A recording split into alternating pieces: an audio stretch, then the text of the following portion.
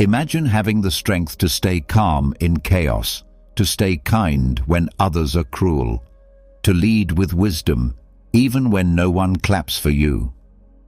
Imagine living with such clarity that no setback, no betrayal, no storm can shake you. Sounds impossible, right? But one man lived that way. His name was Marcus Aurelius. He was Emperor of Rome, the most powerful man in the world.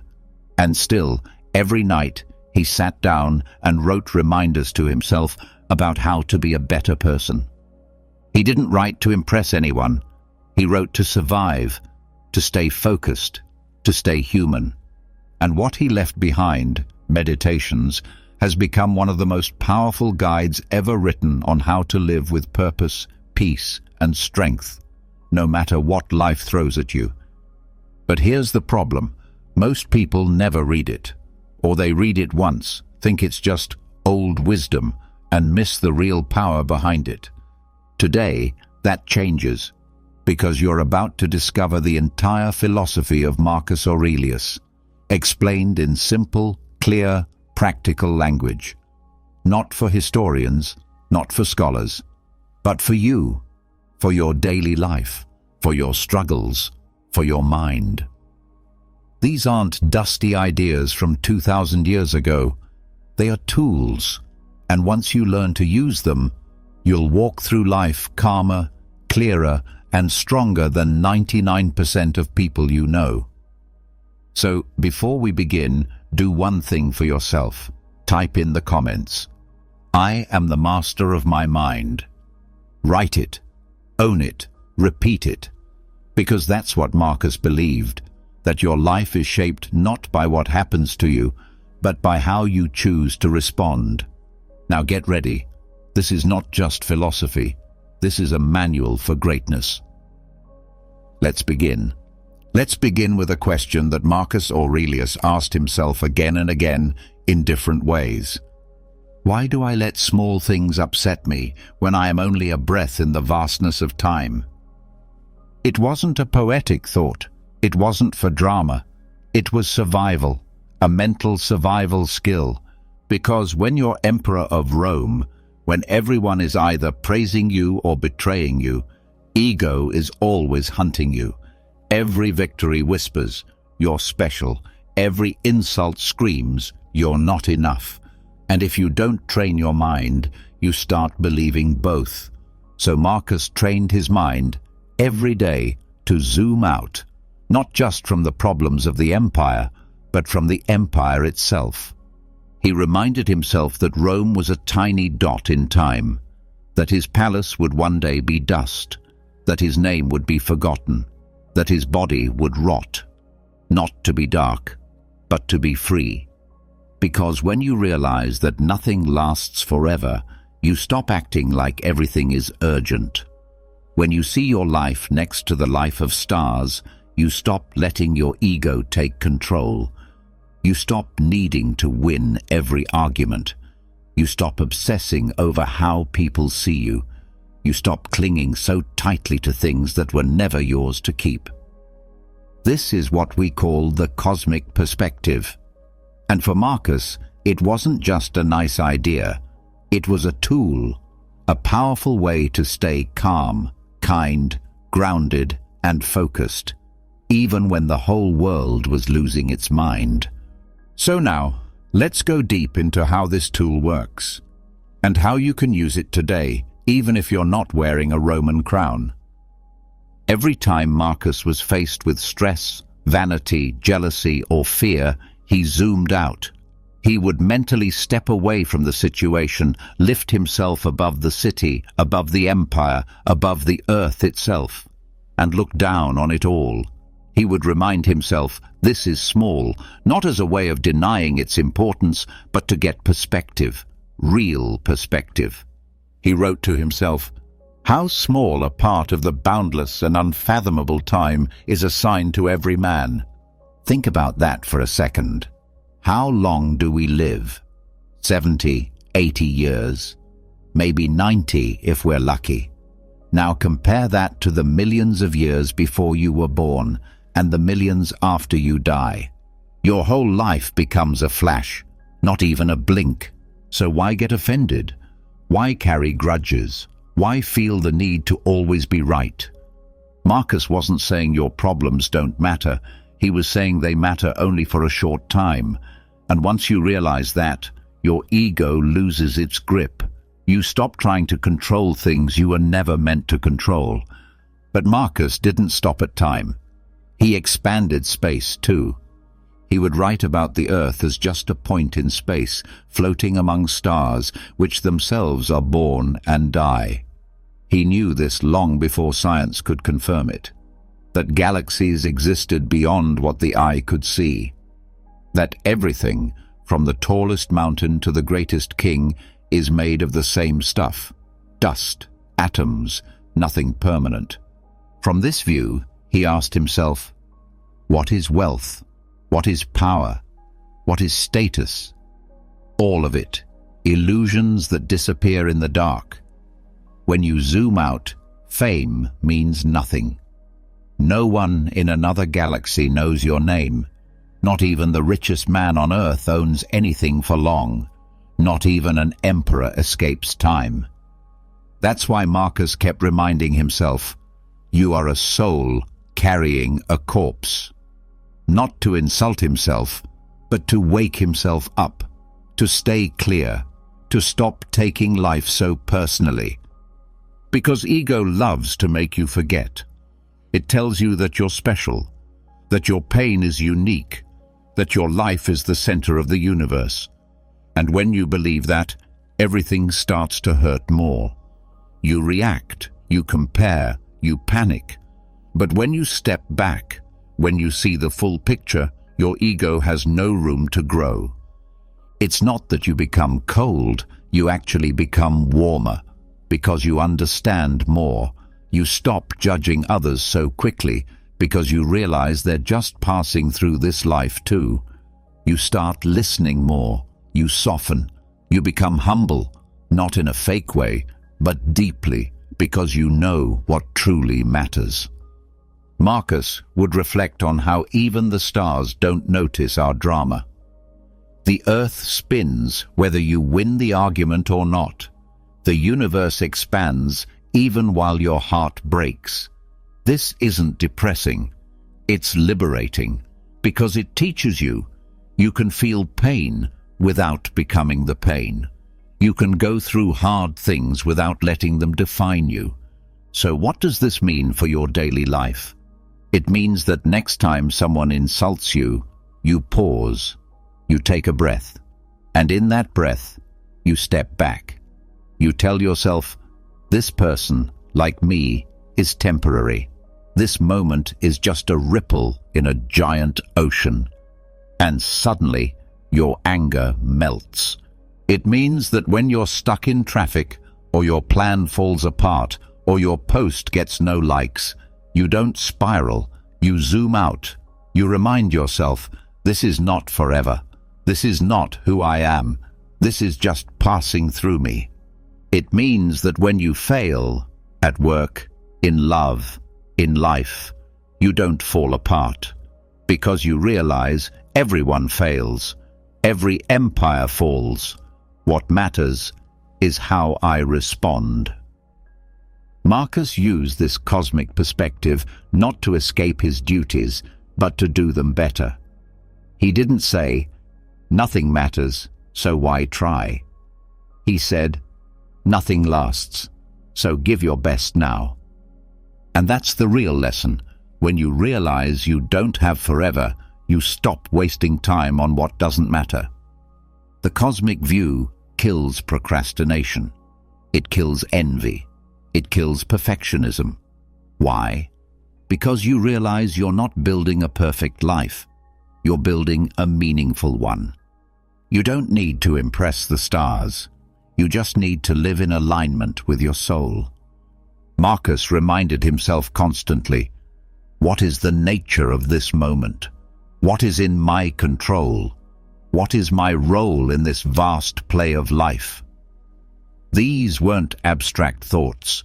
They were reflections designed to clear the fog, to help him act, not react, to stay centered, not scattered. One of the most powerful things he ever wrote was this: "Soon you will have forgotten all things. Soon all things will have forgotten you." This may sound harsh, but it's pure freedom. Because if one day you and I will be forgotten, then let's stop worrying so much about what people think. Let's stop trying to be remembered for the wrong reasons.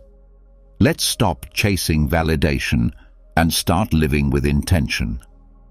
When you understand this, your life becomes lighter, not less serious, but less heavy. You stop dragging around your disappointments like chains. You stop clinging to labels. You let go. You forgive. Not because they deserve it, but because you deserve peace. You realize life isn't about being perfect. It's about showing up fully for as long as you're here. Now, let's be clear. Cosmic perspective doesn't mean giving up on goals. It doesn't mean avoiding pain. It means seeing pain in context. It means seeing goals in balance. It means choosing what to care about and what to let float away like leaves in the wind. Most people live like they're going to live forever. They stress about promotions, gossip, likes, opinions. They chase things they can't keep and cry over things that don't matter in the long run. But those who think like Marcus, they move differently. They speak with less urgency. They love with more presence. They act with more care, because they're awake to the shortness and beauty of life. Marcus knew that every second we spend caught in ego is a second we lose connection to what's real. That's why he practiced zooming out, not once, not twice, but constantly. He would remind himself, "You have been made by nature for one thing: to live with virtue, to act justly, to speak truth, to fulfill your role with dignity." And when you remember that, when you feel it in your bones, something shifts. You stop chasing the spotlight. You stop needing to win at all costs. You stop being shaken by every little wave, because you know the ocean is bigger than all of it. You don't have to be emperor to use this perspective. You don't need a palace or a scroll. All you need is a pause, a breath, and the willingness to step back. To see yourself not as the main character of the world, but as a tiny part of a vast, unfolding story. And from that place, you find peace. Real peace. Not because life is easy, but because you are no longer owned by your ego. Marcus Aurelius lived with this mindset. He sat in marble halls, heard the cheers of crowds, dealt with traitors and sickness and war. But in his heart, he kept coming back to the stars, to the silence above the noise, to the truth that nothing lasts, and therefore every moment counts. And that's what this first lesson is about. It's not just philosophy, it's a tool, a way to remember what matters and release what doesn't. Use it, practice it, carry it with you. Because when your ego is screaming, when your pride is hurt, when life feels unfair, that's the moment to step back, to look from above, and to ask, what does this mean from the eyes of the cosmos? And suddenly, you'll breathe easier, because you'll know you are not the storm. You are the sky it moves through. When you realize you're not the storm, but the sky it moves through, something inside you loosens, the grip weakens, the tension softens. But then comes the next thought. If everything passes, does anything truly matter? That's the part that scares people. We want to hold on to youth, to people, to places, to certainty. But Marcus Aurelius saw it differently. To him, the passing nature of everything wasn't a reason for sadness. It was a reason to live fully. He didn't mourn impermanence. He found freedom in it. because the more you try to hold on to what cannot be held, the more you suffer. But the moment you accept that life is flowing, like a river you cannot freeze, you stop fighting it. You learn to move with it, to trust it, to embrace change without fear. Marcus saw transience as nature's most honest teacher. Look at how he spoke about it. The blooming flower, the falling leaf, the shifting clouds, the fading voices of praise, the silence that follows fame. He wrote that all things are born to die, that every beginning already carries an ending inside it. This wasn't poetic sadness, it was clarity, a clear eye looking at the truth and saying, yes, and still, I live with strength. He reminded himself over and over that emperors die, kings vanish, cities collapse, languages disappear, and still, life continues. This wasn't nihilism, this was freedom. Because when you stop expecting permanence, you stop being shocked when things change. You stop being crushed by loss. You start living lighter, sharper, more awake. In his writings, Marcus talked about the briefness of human life, not just in years, but in moments.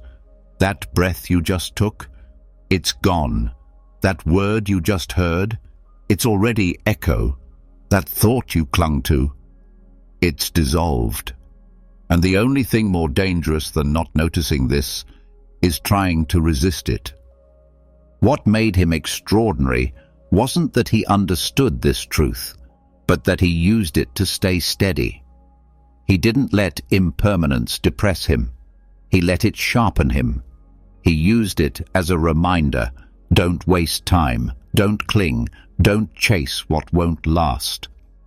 This is why disappointment loses power when you accept impermanence. Because disappointment usually comes from the illusion that something would stay. A relationship, a job, a feeling, a plan. When it changes or ends, you feel betrayed. But if you walk into life already knowing that everything is passing, then you meet change not with bitterness, but with readiness. Marcus saw every ending as part of a natural rhythm. Think of the seasons. Spring doesn't fight summer. Summer doesn't fear fall. Fall doesn't mourn winter. Each one gives way to the next, and each one has its place. Human lives are no different. Jobs come and go. Relationships begin and end. Passions rise and fade. This isn't failure. It's movement. And movement is life. That's why Marcus didn't glorify legacy. He reminded himself often that even the most famous names would be forgotten. He mentioned Alexander the Great and Caesar, two men whose names shook the world, and pointed out that barely anyone remembered their servants, their friends, even their personalities. If greatness can fade so quickly, then why let your peace depend on recognition? Because when you no longer need something to last forever, you start to appreciate it more while it's here. That's the paradox. Letting go doesn't mean caring less. It means caring better, deeper, with full attention, because you know it won't be yours to keep. Marcus would often reflect on death, not in a morbid way, but as a compass. He would ask himself, if I knew I might die tomorrow, would this still matter? Would I waste this hour on anger, on gossip, on fear of the future? And most times the answer was no. That's how he filtered what deserved his time. Death wasn't his enemy. It was his guide. This is the secret of those who live with true presence. They've made peace with endings. They don't avoid the truth that everything changes. They work with it. They let it focus their attention. They let it cut through distraction. They let it burn away all that is fake. Marcus even wrote about this when talking about people. He reminded himself not to expect others to act a certain way, not because people are bad, but because they are also temporary. Moods change, opinions shift, bodies age, love evolves. People walk in and out of our lives, sometimes gently, sometimes suddenly. And that's not always a reason to grieve. Sometimes it's a reason to thank, because they came, because they shaped us, because they showed us something. You don't own anything in this life, not your house, not your job, not your reputation, not even your body. All of it is on loan from nature, and when you understand that, you stop gripping so tightly. You start taking care of things more gently, because you know they're passing through your hands, not into your possession. One of Marcus's strengths was his refusal to treat impermanence as an enemy. He didn't try to escape it with fantasy. He didn't distract himself with pleasures. He faced it. He looked straight at it and said, "This is what life is." And in that honesty, he found his peace. That peace is not the absence of emotion. It's not detachment in the cold sense. It's warmth. It's being able to feel joy, sorrow, beauty, love fully, without needing to trap them in a cage. It's like watching a sunset and knowing you can't freeze it. So instead of reaching for your camera, you put the phone down and just feel it before it slips away. In many ways, our pain comes from forgetting this. We think we can lock life in place, that if we just get the right partner, the right job, the right routine, it will all stay. But nothing stays. Not because you failed, but because that's how nature works. Marcus knew that nature gives, then takes. Breath in, breath out. Cling to nothing. Hold everything with open hands. Even his role as emperor he saw as temporary. He never wrote like a man obsessed with power. He wrote like a man preparing to leave it behind at any moment. That's how he stayed humble. He wasn't immune to the pull of ambition, but he reminded himself daily, this title, this throne, this power, it's not mine. I'm just borrowing it until nature takes it back. When he lost people he loved, he grieved, but he didn't crumble. He saw the pain clearly, but he didn't let it destroy him, because he knew everyone who lives must die. Everything that begins must end.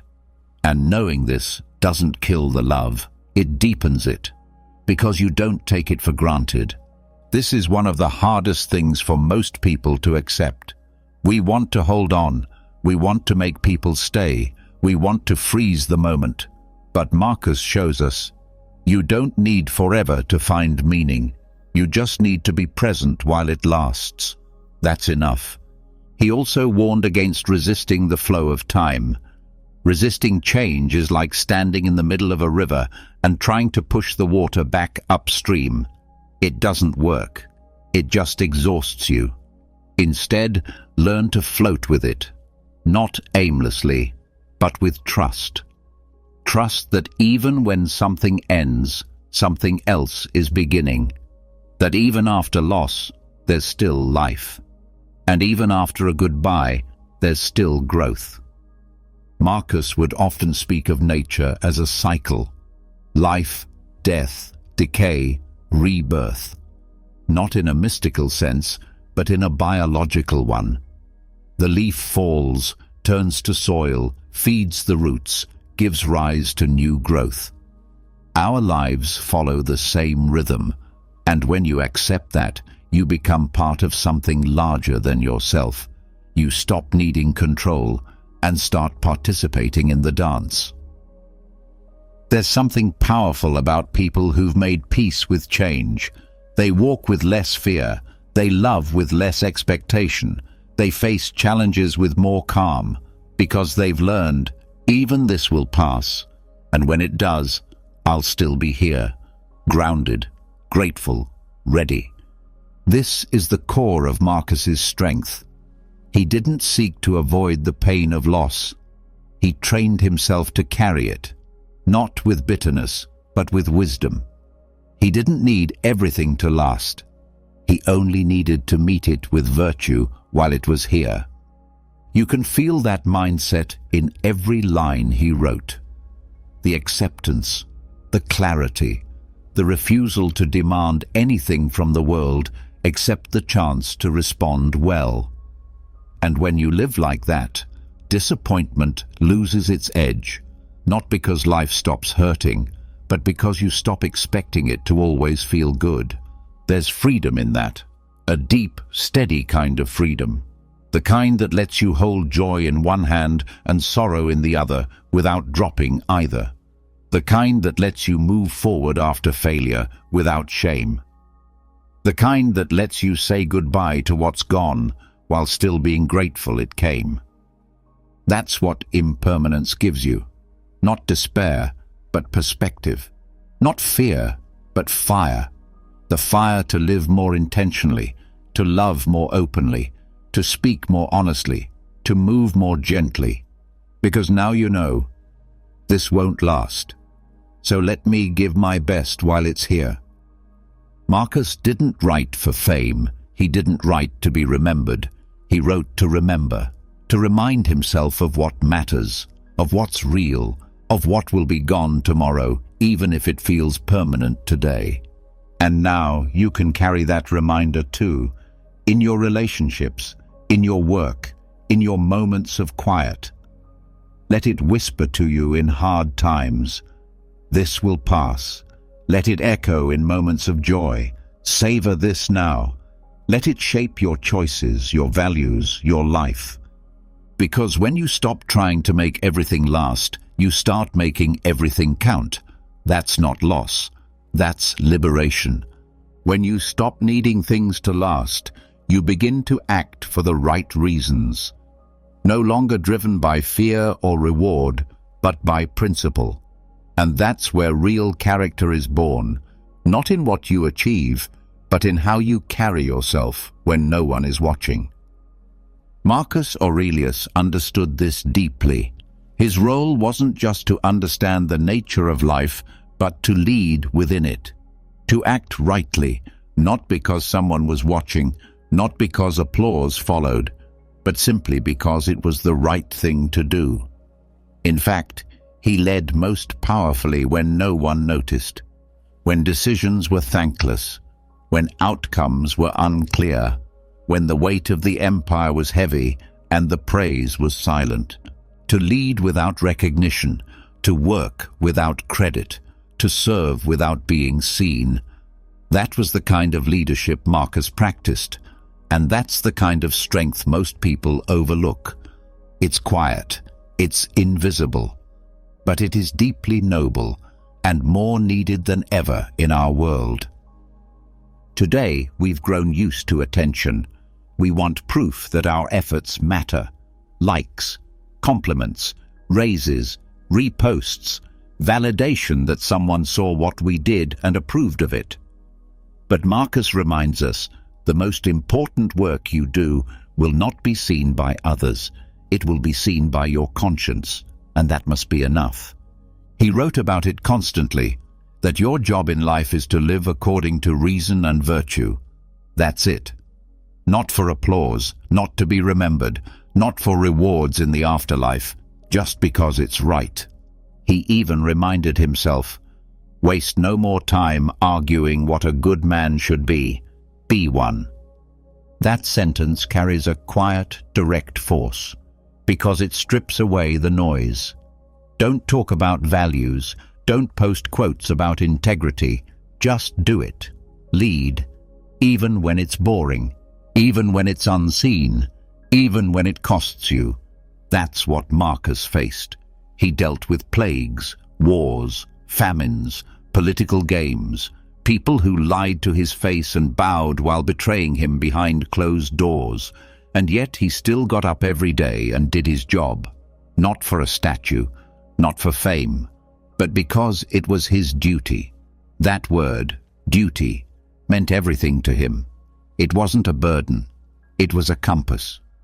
He saw himself as a servant of the common good, He believed that nature had given him a role, and his only task was to fulfill it honorably. No shortcuts, no excuses. Even when others were lazy or corrupt, he held himself to a higher standard. Not because someone was grading him, but because he was watching himself. That's the mark of real leadership, when you don't cut corners just because no one will notice, when you don't lower your effort just because you're tired, when you still bring your full self to the task, even when the room is empty. That's the test of your character, not when things are easy, but when they're thankless. Marcus also warned against needing validation to do the right thing. He knew that applause can be dangerous, that it feeds the ego and makes you dependent on others' approval. He reminded himself that praise is just noise, that fame is fleeting, that the only true reward is a clean conscience. You see it again and again in meditations. Marcus asking himself, was my action in line with nature? Was it honest? Was it useful? And if it was, that was enough. Whether others noticed or not didn't change the value of the action. This mindset is hard today. We live in a world wired for performance. If no one sees it, it feels like it didn't happen. But the Stoic way says, the value of what you do is not in the audience, it's in the integrity. It's not in how loudly you do it, it's in how truthfully you do it. This shows up in small ways, like being kind to a difficult co-worker even when no one's around, showing up early to your shift even when the manager won't notice, being honest on your taxes when you could lie, speaking gently to your partner when you're frustrated, holding the door for a stranger who might not say thank you. These aren't grand acts, but they shape who you are. They build inner strength. They make you dependable, not just in public, but in private. And Marcus would say, if you can lead yourself like that, you can lead anyone. He also wrote about the temptation to complain, especially when no one appreciates you, when others do half the work but take twice the credit, when the people you help don't even say thank you. He felt those moments too, but he reminded himself, you are not here for rewards. You are here to do your work well. Let others chase applause. You stay grounded. That doesn't mean becoming cold. Marcus never said to shut down your heart. In fact, he wrote about compassion often. But he said to give love freely, without strings. To give help not for thanks, but because it's right. To be useful, not impressive. Because when you act with that kind of independence, your sense of worth becomes unshakable. You no longer need someone else to tell you you're enough. You know it, because you've shown up again and again, even when it was hard, even when it was quiet. That's another key lesson from Marcus, that leadership is not about control, it's about example. You don't lead people by force. You lead by clarity, by steadiness, by consistency, by being the person others can count on, even when no one's looking. He led like that, not with flashy speeches or grand gestures, but with consistency, with care, with a willingness to do the hard work over and over, the unglamorous part, the part behind the scenes.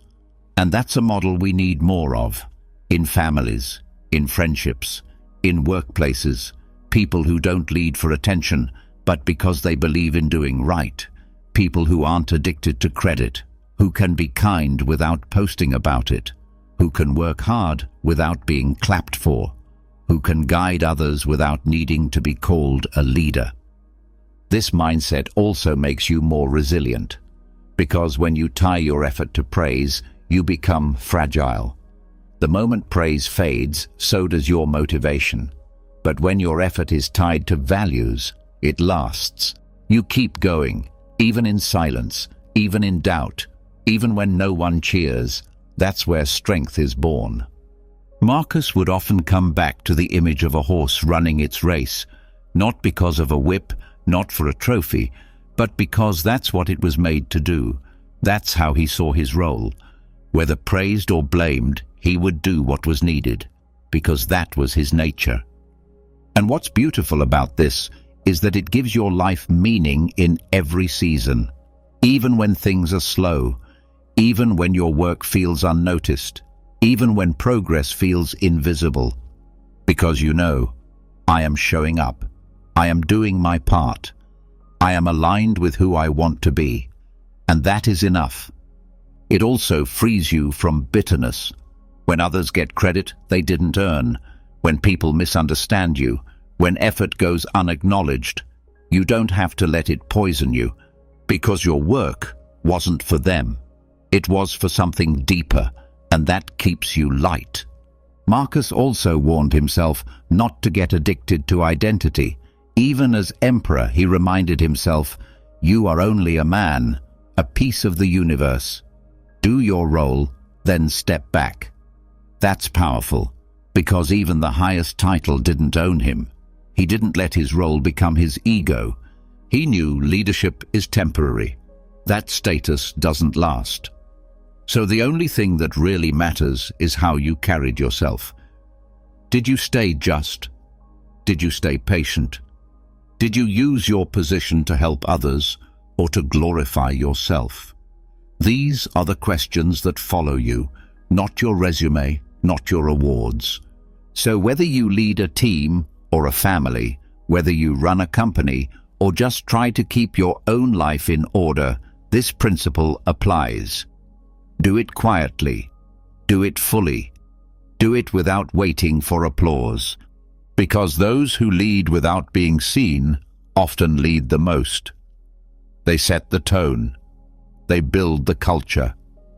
They hold the line when no one else will. And they do it not for recognition, but because their soul demands it. This kind of leadership builds legacy, not the kind written in history books, but the kind written in the hearts of those you touch. The children who watched you stay calm in a crisis. The colleague who remembered your small act of kindness. The stranger you helped and forgot about. You may not know the ripple you caused, but it's there, in quiet waves, in unseen influence, in the lives that changed because you chose to act without needing thanks. That's the kind of life Marcus Aurelius tried to live. Not loud, not flashy, but steady, grounded, devoted. And now the same path is in front of you. To do your duty, to lead with your values, to serve where you are, to act without applause, to be the example you wish others would become. Let others chase the spotlight. You stay in the light of your own truth, because in the end you'll know, not because they praised you, but because you didn't betray yourself. When you lead quietly, when you act rightly without needing praise, you begin to notice something else rising inside you, a certain unshakable stillness, a place that doesn't move even when the world shakes. It doesn't scream, it doesn't boast, but it's there, constant, watching, steady. This is what Marcus Aurelius called the inner citadel, the stronghold of the soul, not a castle built from stone, but from discipline, not guarded by weapons, but by clarity. This was the deepest part of Marcus, the place no insult could reach, no betrayal could crack, no loss could destroy, and he didn't inherit it. He built it, one thought at a time, one honest action after another, through silence, through self-examination, through patient resistance to the chaos of life. While others chased power on the outside, he fortified peace on the inside. That was his real empire. Because he knew the truth. If your mind is not protected, then nothing else is. And if your mind is steady, then nothing else can break you. This idea is one of the most powerful in all of Stoic philosophy, that your true refuge, your real defense, is always within you. It is not your money, not your titles, not your relationships. Those can be taken, they can change. But the citadel of the mind, that is yours. And if you build it strong, it becomes your shelter in every storm. Marcus reminded himself of this again and again, that the external world is unpredictable, unfair, messy, that people will lie, things will fail, plans will fall apart. But none of that has the power to destroy you, unless you let it inside. He wrote, "The things you think about determine the quality of your mind. Your soul takes on the color of your thoughts." So what are you painting with? If your thoughts are scattered, bitter, shallow, your inner citadel becomes weak. But if your thoughts are clean, grounded, focused, then no attack from the outside can shake what you've built.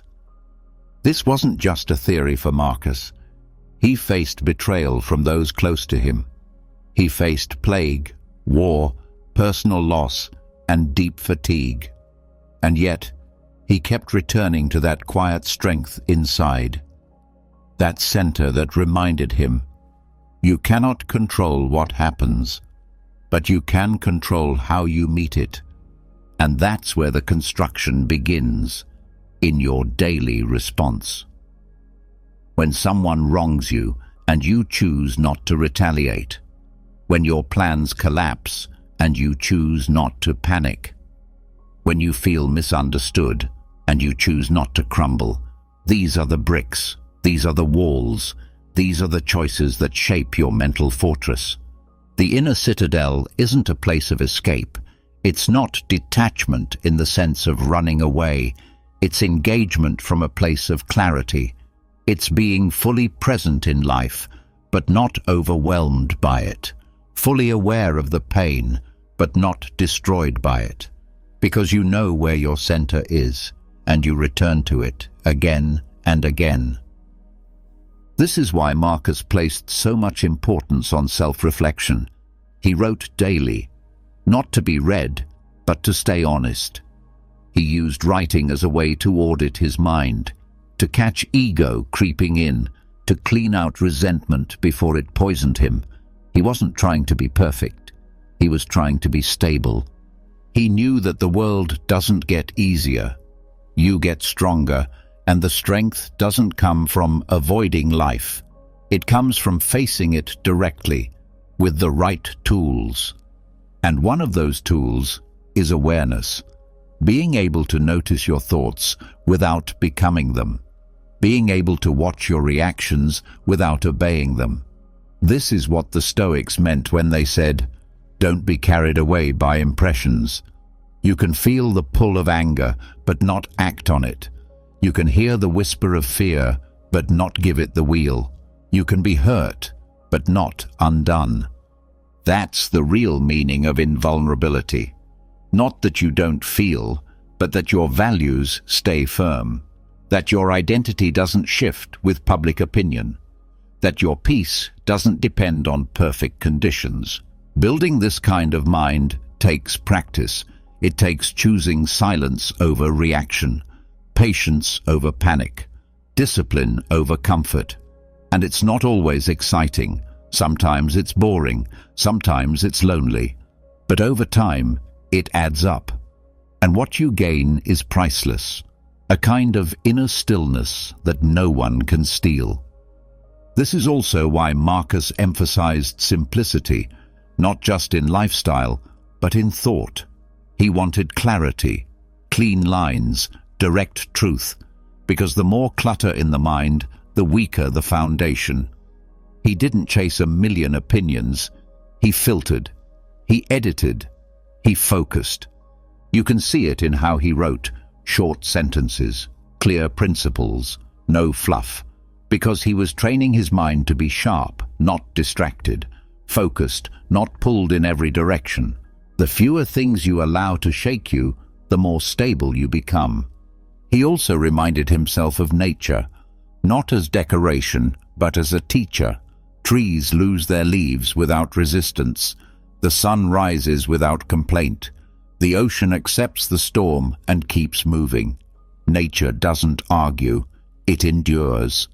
And Marcus believed we could do the same if we return to our natural strength, the part of us that accepts reality without collapse. That's what the inner citadel protects, not your comfort, but your capacity to face truth, to respond with virtue, to keep your footing when everything around you is shifting. And this brings us to another key insight. You do not need to control the world. You need to control your responses to it. This flips the way most people think.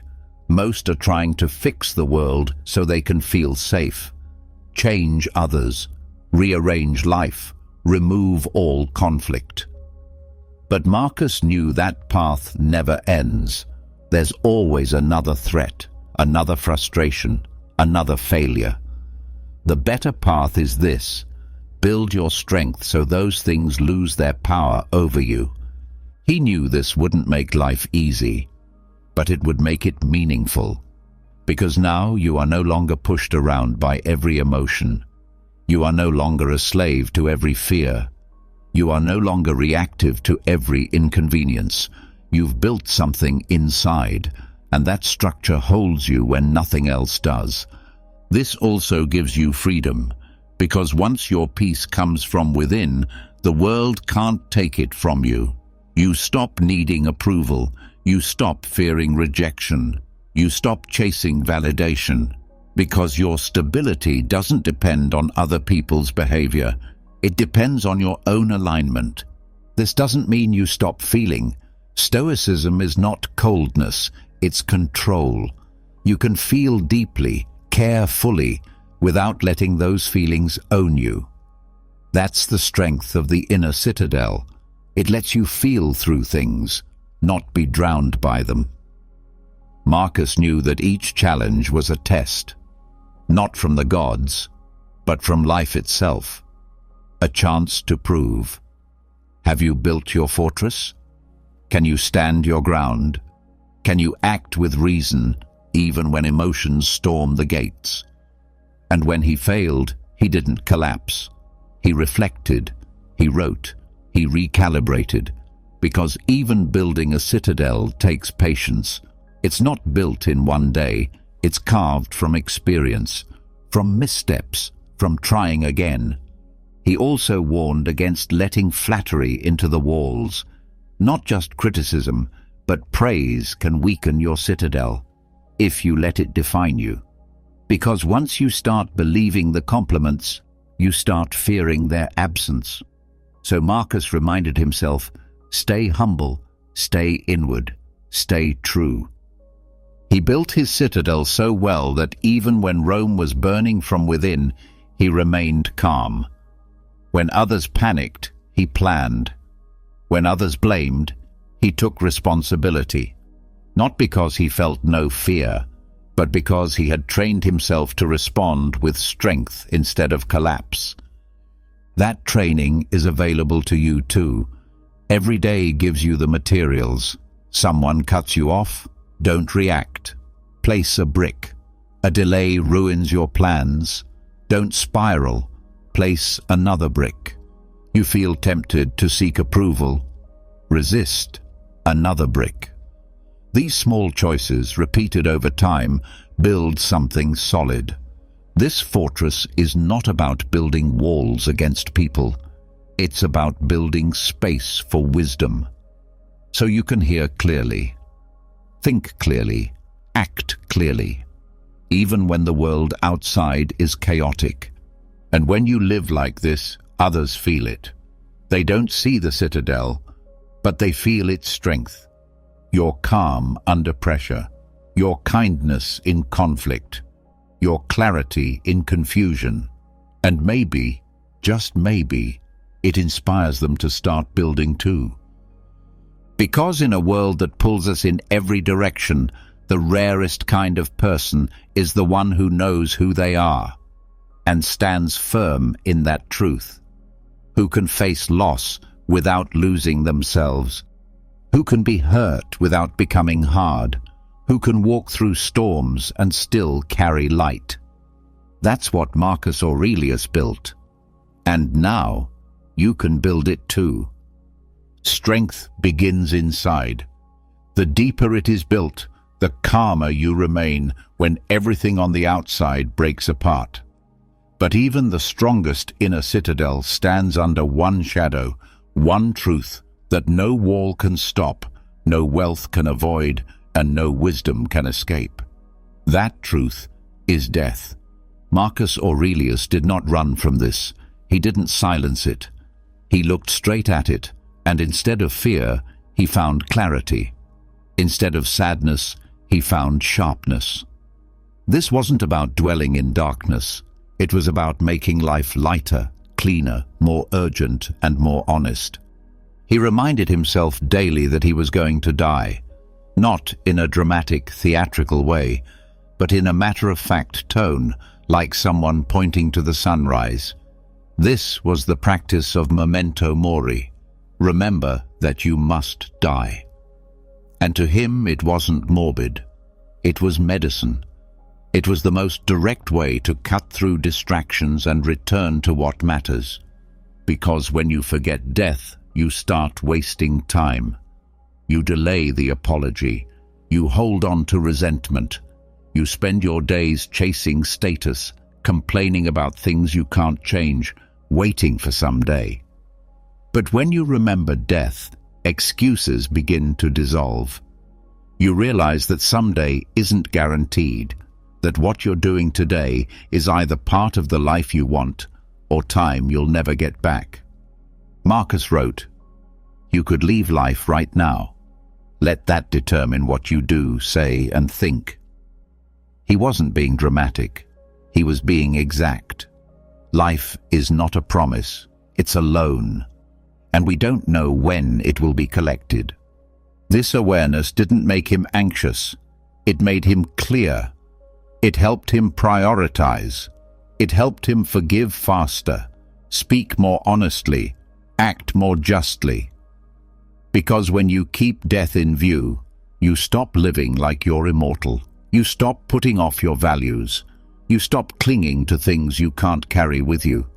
He saw death not as a thief, but as a teacher. It teaches you that everything is on loan, your body, your relationships, your possessions, even your name. And when you accept that, you start holding things more gently. You stop squeezing. You start appreciating what's here instead of always reaching for more. That's why Marcus often reminded himself that even the longest life is brief, that even emperors are forgotten, that even the great thinkers and conquerors turned to dust. Not to minimize their efforts, but to remind himself not to depend on memory for meaning. It's not about being remembered, it's about being real. This is what allowed him to act with urgency without panic. He knew time was running out, but he didn't waste it on fear. He used that pressure as fuel. If today was all he had, how would he speak? How would he carry himself? What would he refuse to say? What would he stop worrying about? Memento mori gave him perspective. It helped him avoid pettiness, helped him walk away from arguments that didn't matter, helped him ignore gossip, helped him resist bitterness, because none of those things are worth your limited hours. He wasn't obsessed with death. He was aligned with it. He used it as a compass. If something wouldn't matter on his deathbed, he trained himself to not let it matter too much today. That's how you live wisely, not by fearing death, but by respecting it. This kind of mindset also helped him deal with the death of others. As emperor, as a father, as a human being, he experienced loss often.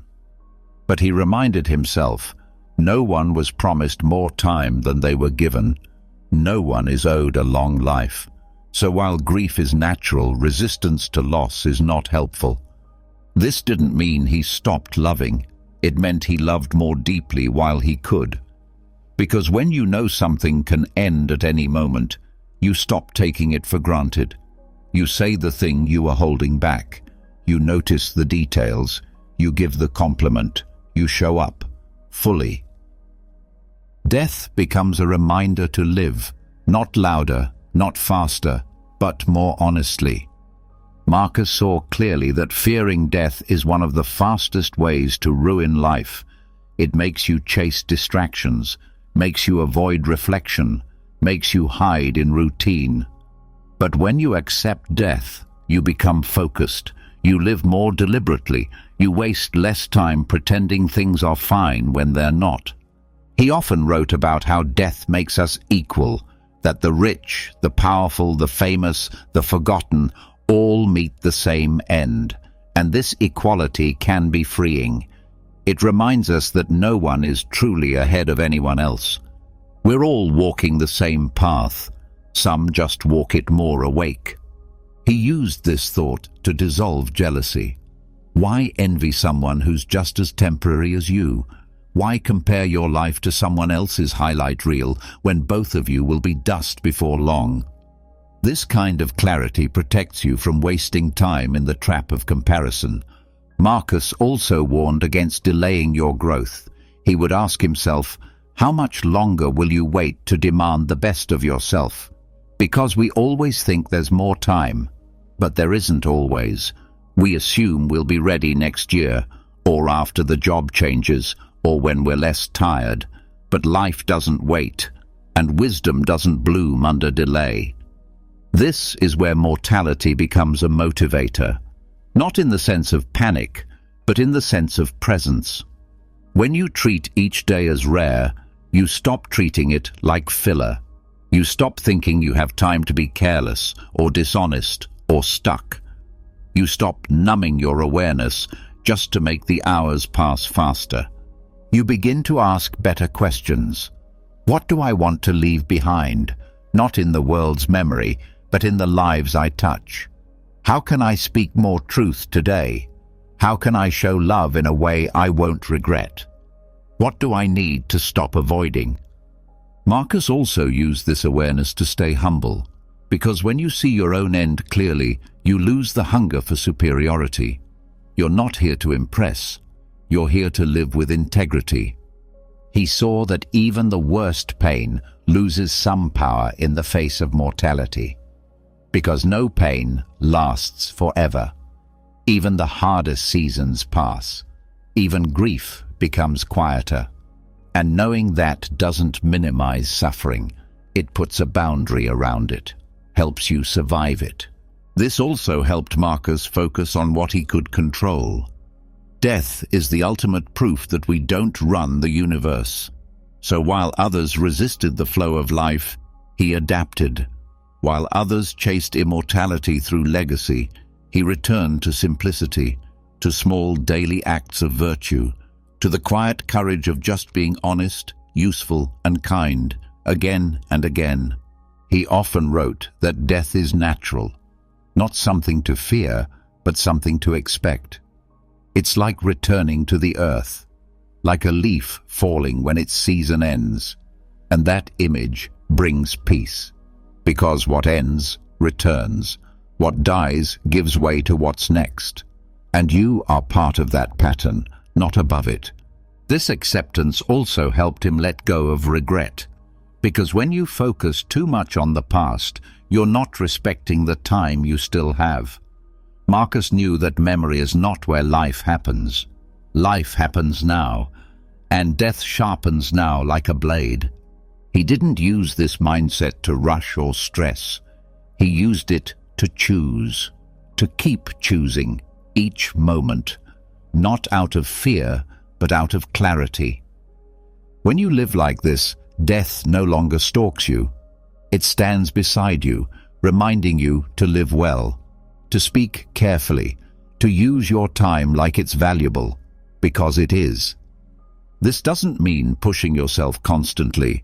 It means aligning. If rest is needed, rest with intention. If silence is needed, be quiet with awareness. If action is needed, act with courage. Because the time you spend is not refundable. Marcus didn't wait to be told when his final hour would come. He assumed it could be soon, and that made him live in such a way that if it did come, he wouldn't need to panic. That's the goal, to live in such a way that when your time comes, you don't feel cheated. You feel ready. That's why Memento Mori is not about being sad. It's about being serious, about not postponing life, about not being asleep at the wheel.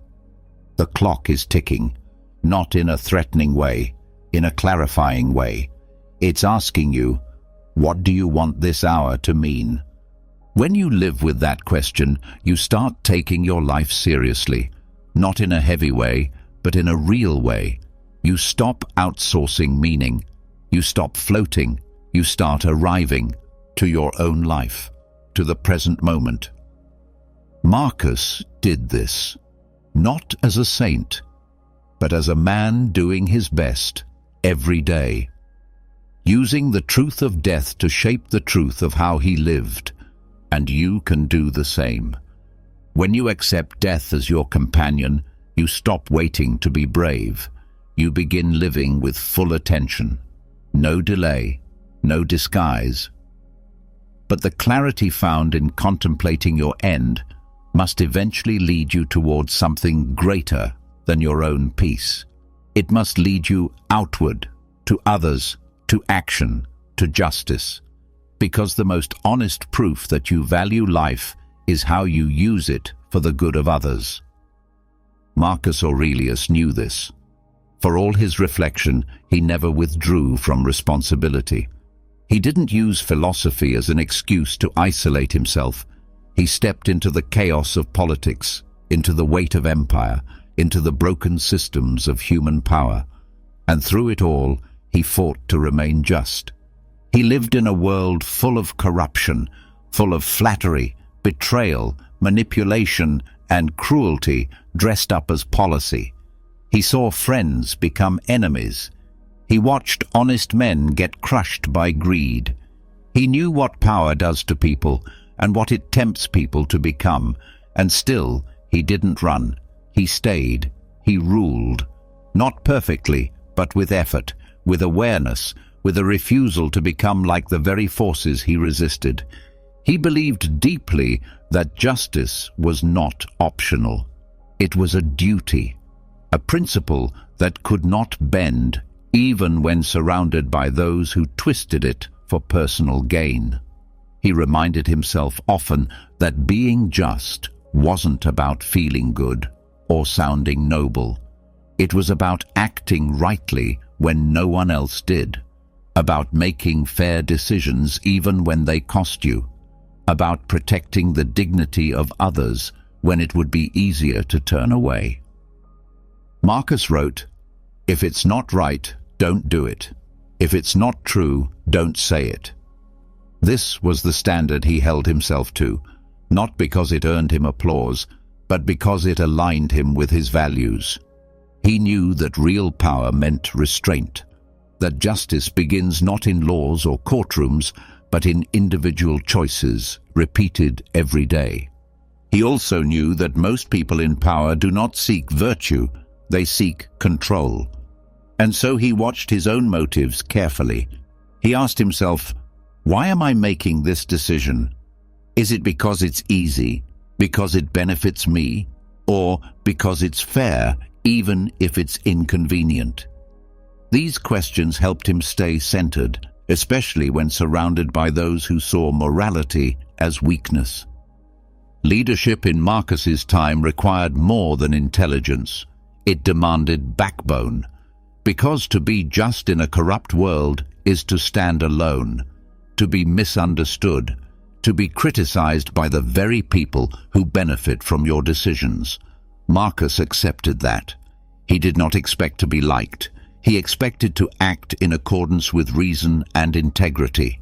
He did not pretend that justice always wins. He saw injustice prevail often. But he also understood that your role is not to control the outcomes, it is to commit to the process. You may not fix everything, but you do not add to the harm. You do not become the system you were meant to elevate. Marcus applied this even in personal dealings. If someone lied to him, he did not retaliate with lies. If someone slandered him, he did not use his title to silence them. He chose to lead with calm, not aggression, with facts, not force. Not because he was soft, but because he knew that how you win matters just as much as whether you win at all. He believed that being a ruler did not give you more permission to act unjustly. It gave you more responsibility to act with restraint, to hold power without letting it corrupt your decisions. And that meant constantly working on his own impulses, anger, pride, vengeance, all of which could easily masquerade as strength. He had every opportunity to abuse power, to silence dissent, to enrich himself, to surround himself with people who said yes to everything. But instead, he sought truth, even when it was uncomfortable. He consulted people who challenged him. He questioned himself, because he understood. Unchecked power grows blind, and when leaders go blind, everyone suffers. This is where Stoic ethics offered something radical. It didn't promise perfection, it demanded awareness. Marcus used Stoicism not as armor to deflect criticism, but as a compass to guide behavior. He believed the purpose of power was to serve, not dominate, to protect the vulnerable, to reward merit, not loyalty, to maintain order without cruelty. He also knew that systems don't change overnight, that fighting corruption means patience, endurance, quiet strength. Sometimes you have to play the long game, move carefully, choose your battles, stay persistent, even when progress is invisible. Marcus understood that frustration is natural, but giving in to cynicism is surrender. He was surrounded by men who believed that idealism was weakness. That compromise was the only path to stability. But Marcus did not confuse patience with surrender. He understood when to wait and when to act. He stayed principled in situations where shortcuts were easier. He kept his word even when it didn't benefit him anymore. He governed with decency in an indecent world. And most importantly, he knew that you cannot legislate the conscience. You can pass rules, you can enforce laws, but true justice requires leaders who are themselves just. That means examining your intentions, checking your ego, listening before speaking, acting from principle, not pressure. He wrote often about the responsibility of being part of a society. That your role, no matter how small, is part of a larger body. Just as the hand must work with the arm and the heart with the lungs, each citizen must contribute to the well-being of the whole. That doesn't mean blind obedience. It means thoughtful engagement. It means doing your part with care, even if others are careless. This belief extended to everyone, not just the elite. Marcus spoke about universal reason, that each human shares in a greater rationality, a common thread of dignity. He believed that even the poor, the uneducated, the forgotten, had a place in this moral order. Justice to him was not selective. It was based on shared humanity. He practiced this belief in small ways. How he treated servants, how he listened to advisors, how he judged cases, even how he addressed criticism. He didn't see himself as above others. He saw himself as responsible for them. This perspective changed how he saw punishment. He believed justice should correct, not just condemn. That mercy was not a weakness, but a tool of reform. That fairness didn't mean harshness, it meant proportion. He didn't take joy in power. He used it with care because he knew its cost. He also resisted tribalism. He didn't support policies just because his allies did. He didn't attack ideas simply because they came from opponents. He judged arguments on merit. He saw through groupthink. That's what made him dangerous to the corrupt. He couldn't be bought, bullied, or fooled. Even when people acted unjustly toward him, he refused to mirror their behavior. He reminded himself, they act from ignorance. My task is to act from understanding, and in this, he stayed free. Because justice for Marcus was a form of self-respect. To act unjustly would be to betray himself. He also reminded himself that just because the world is broken, that doesn't excuse breaking yourself. Even if corruption is everywhere, even if others cheat or lie, you don't. Not because you're better, but because you've chosen a different path, a harder path, but one that leads to a cleaner mind and a quieter soul. He held himself accountable, not just for his public actions, but for his private motives, because justice starts there, in thought, in intention, in the small, unseen decisions you make when no one is watching.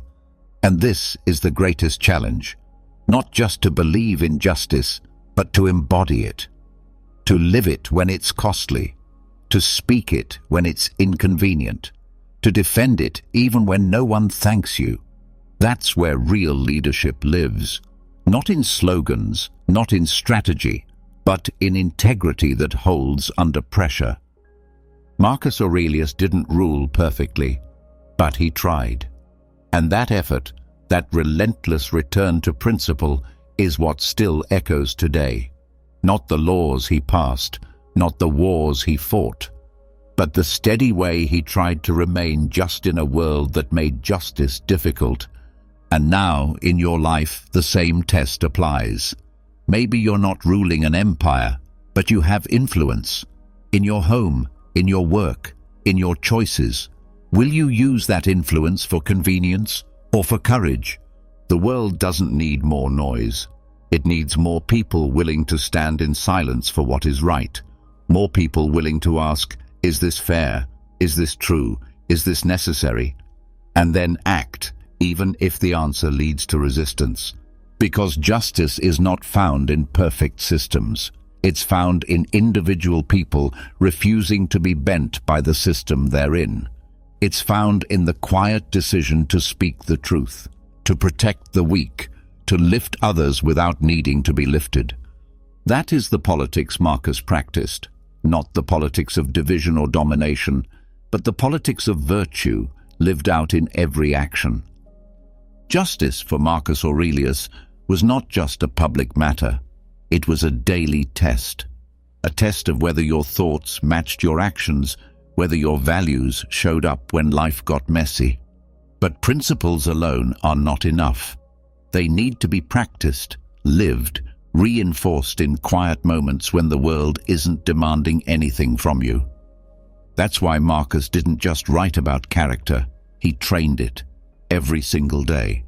He did this through personal rituals, not rituals made of incense or ceremony, but quiet routines that helped him stay grounded. These were habits that anchored him in the storm of leadership, habits that didn't require an audience, habits that made him steady when others became scattered. This wasn't about productivity, it was about presence. Marcus began each day with reflection, not to predict the future, but to prepare for it. He would remind himself, today I will meet people who are selfish, rude, envious, dishonest, and yet I must not become like them. This was his mental armor, not to protect him from others, but to keep him from being changed by them. He didn't expect the world to be easy. He expected to be tested. That's what made his mornings so important. They were not for comfort. They were for clarity, for setting intention, for remembering what he could control and what he couldn't. That mindset shaped every choice he made from the moment he stood up. His morning practice wasn't long, it wasn't complicated, but it was focused. He centered himself by revisiting core truths. that nothing lasts, that pain is often just perception, that acting with kindness costs less than responding with anger. These ideas weren't new to him, but they were necessary to repeat, because the mind forgets under pressure. That's the power of repetition. Not because the lesson changes, but because you do. Life adds pressure. People pull at your patience. The day wears down your strength. That's why Marcus revisited the same themes again and again, not because he lacked understanding, but because he valued reinforcement. His daily self-talk also focused on role and responsibility. He reminded himself, "I am not here to be entertained. I am here to fulfill my purpose. I am a human being gifted with reason, and reason asks me to act with dignity, not impulse." This helped him enter the day with seriousness, not in mood, but in focus. Throughout the day, Marcus used small moments to reset. A pause between meetings, a quiet walk, a breath before speaking. These weren't labeled mindfulness breaks, but that's exactly what they were. Opportunities to return to center, to assess whether he was acting with intention or slipping into habit. He didn't need a perfect environment to stay mindful. He worked in chaos. He lived in tension. But mindfulness doesn't depend on peace around you. It depends on how often you return to awareness. And Marcus returned often. He watched his thoughts like a gardener watches weeds.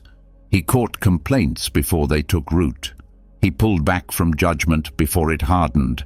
He questioned assumptions before they became beliefs. This wasn't easy work, but it made him clean inside. It made him trustworthy, especially to himself. And when the day ended, Marcus didn't simply fall into sleep. He reviewed. He looked back, not to regret, but to learn. What did I do well today? Where did I fall short? Did I live according to my values? Did I speak with honesty? Did I let emotions push me off course? This wasn't self-criticism, it was self-correction, like a craftsman checking his tools, not because he hates his work, but because he wants it to stay sharp. Marcus treated his character the same way, as something to refine, something to return to, even after failure. This kind of nightly audit helped him sleep better, not because every day was perfect, but because he was facing his life directly. No pretending, no hiding, just honest accounting. And from that honesty, he drew strength. He also used this evening reflection to release, to let go of what he couldn't change, to leave tomorrow's problems for tomorrow, to remind himself, "I did what I could with the time I had. Now rest." This ability to release is a part of mindfulness that often gets ignored. We hold on to the day long after it's over. Marcus trained himself to release it. Even his approach to pain followed this pattern. When he felt discomfort, physical or emotional, he didn't panic. He observed. He asked, "Is this pain unbearable or just unpleasant? Can I act despite it? Can I separate what's physical from what I'm adding with thought?" This allowed him to live through hardship without drowning in it. He trained himself to separate facts from interpretation. That's a core Stoic practice. Pain is a sensation. Suffering is a judgment. Delay is an event. Frustration is a reaction. Marcus didn't deny reality. He stripped it of unnecessary drama, and that made space for peace. Throughout his writings, you can feel the rhythm of his practice, the repetition, the returns. He didn't need new lessons each day. He needed reminders, because daily life isn't a series of revelations. It's a test of memory. Will you remember what matters when you're tired, when you're insulted, when you're afraid? His routines weren't rigid. They were adaptive. They served the same purpose, to bring him back to the present, to stop the noise in his head, to bring him out of stories and into action, to stop the drift into ego, to restore the humility of just being a man, doing his best. This is where the depth of his mindfulness shows. It wasn't about performance. It wasn't about escaping. It was about being honest enough to stay present even when it hurt, even when it was boring, even when no reward followed. He didn't meditate to feel good. He reflected to stay good, to stay aligned, to stay ready, because he knew life moves fast. And if you don't stop and check in, you lose yourself in it. The beauty of Marcus's routine is that it's available to anyone. You don't need luxury. You don't need silence. You just need commitment. To pause in the morning and remind yourself what matters. To take breaks throughout the day and reconnect. To review your actions at night with honesty, not guilt. That's how mindfulness becomes strength. Not by sitting in a cave, but by practicing awareness in the noise of daily life. In conversation, in failure, in waiting rooms, in traffic, in decision-making. Marcus also reminded himself to expect setbacks, not because he liked suffering, but because he refused to be surprised by it. If you start each day expecting perfection, you're setting yourself up for disappointment. But if you expect challenge, you enter the day ready. This expectation helped him remain calm. When something went wrong, he didn't say, "Why me?" He said, "This is part of the pattern. I prepared for this." That's not cold. That's resilience. That's the kind of mindset built by daily practice. He also trained himself not to need constant stimulation, not to run from silence, not to fear solitude. That's another part of mindfulness that shows up in his writing, the ability to be alone without being lost, to sit with your thoughts without needing to distract yourself. This helped him stay honest, because silence reveals what noise hides, and when you face that silence often, you stop being afraid of your own mind. You learn to lead yourself. You learn to recognize when you're drifting and to bring yourself back. Marcus didn't wait for big crises to use these practices. He didn't wait for breakdowns. He used them every day. So when hard times came, he wasn't starting from zero. His mind was trained. His emotions were tempered. His direction was clear. That's why his writings don't read like lectures. They read like someone whispering reminders to himself in the dark, gentle, firm, repeating the truths he didn't want to forget. Because in the noise of the world, the greatest danger is forgetting who you are.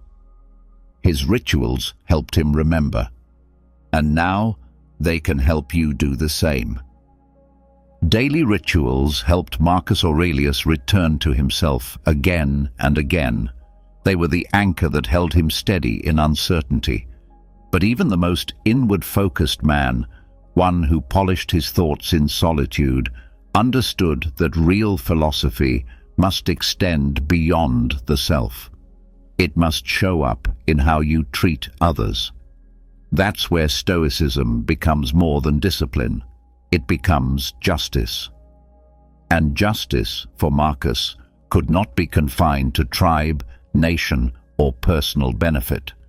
It had to stretch to all of humanity. This is the side of Marcus that many people overlook. His belief in universal brotherhood, that every person you meet, stranger, servant, enemy, is part of the same human family. That no one is born to be used, that no one's value is less just because their birth, language, or station in life differs from yours. He didn't say this to sound noble. He believed it with conviction. For him, the logic was clear. All human beings are born with reason. And reason is the shared flame of the gods, the divine spark, the common thread that connects us. This shared nature means we are not meant to live in conflict. We are meant to cooperate, to support, to understand. He wrote that just as your hands are meant to work together, so are human beings. That a hand that hurts the body is harming itself, and a person who harms another for selfish gain or ignorance is doing the same. When you forget that we are made for each other, you forget your purpose. This belief was radical in a time when most people thought in terms of class, bloodline, empire. It still feels radical today because division sells. Fear is easy. But Marcus pointed to something quieter and more powerful. The undeniable connection between every person who breathes. And this wasn't just a poetic idea. It shaped his behavior, how he spoke to those beneath him, how he thought about foreign nations, how he judged the worth of a person, not by title or fame, but by their character and actions. To Marcus, dignity was not earned through achievement. It was granted by nature itself. That's why he warned against cruelty, arrogance, and indifference. He saw them not just as failures of kindness, but as failures of logic. Because when you hurt someone, when you mock or exploit, you're not acting according to reason. You're acting against it. You're forgetting that your mind and theirs are made of the same material.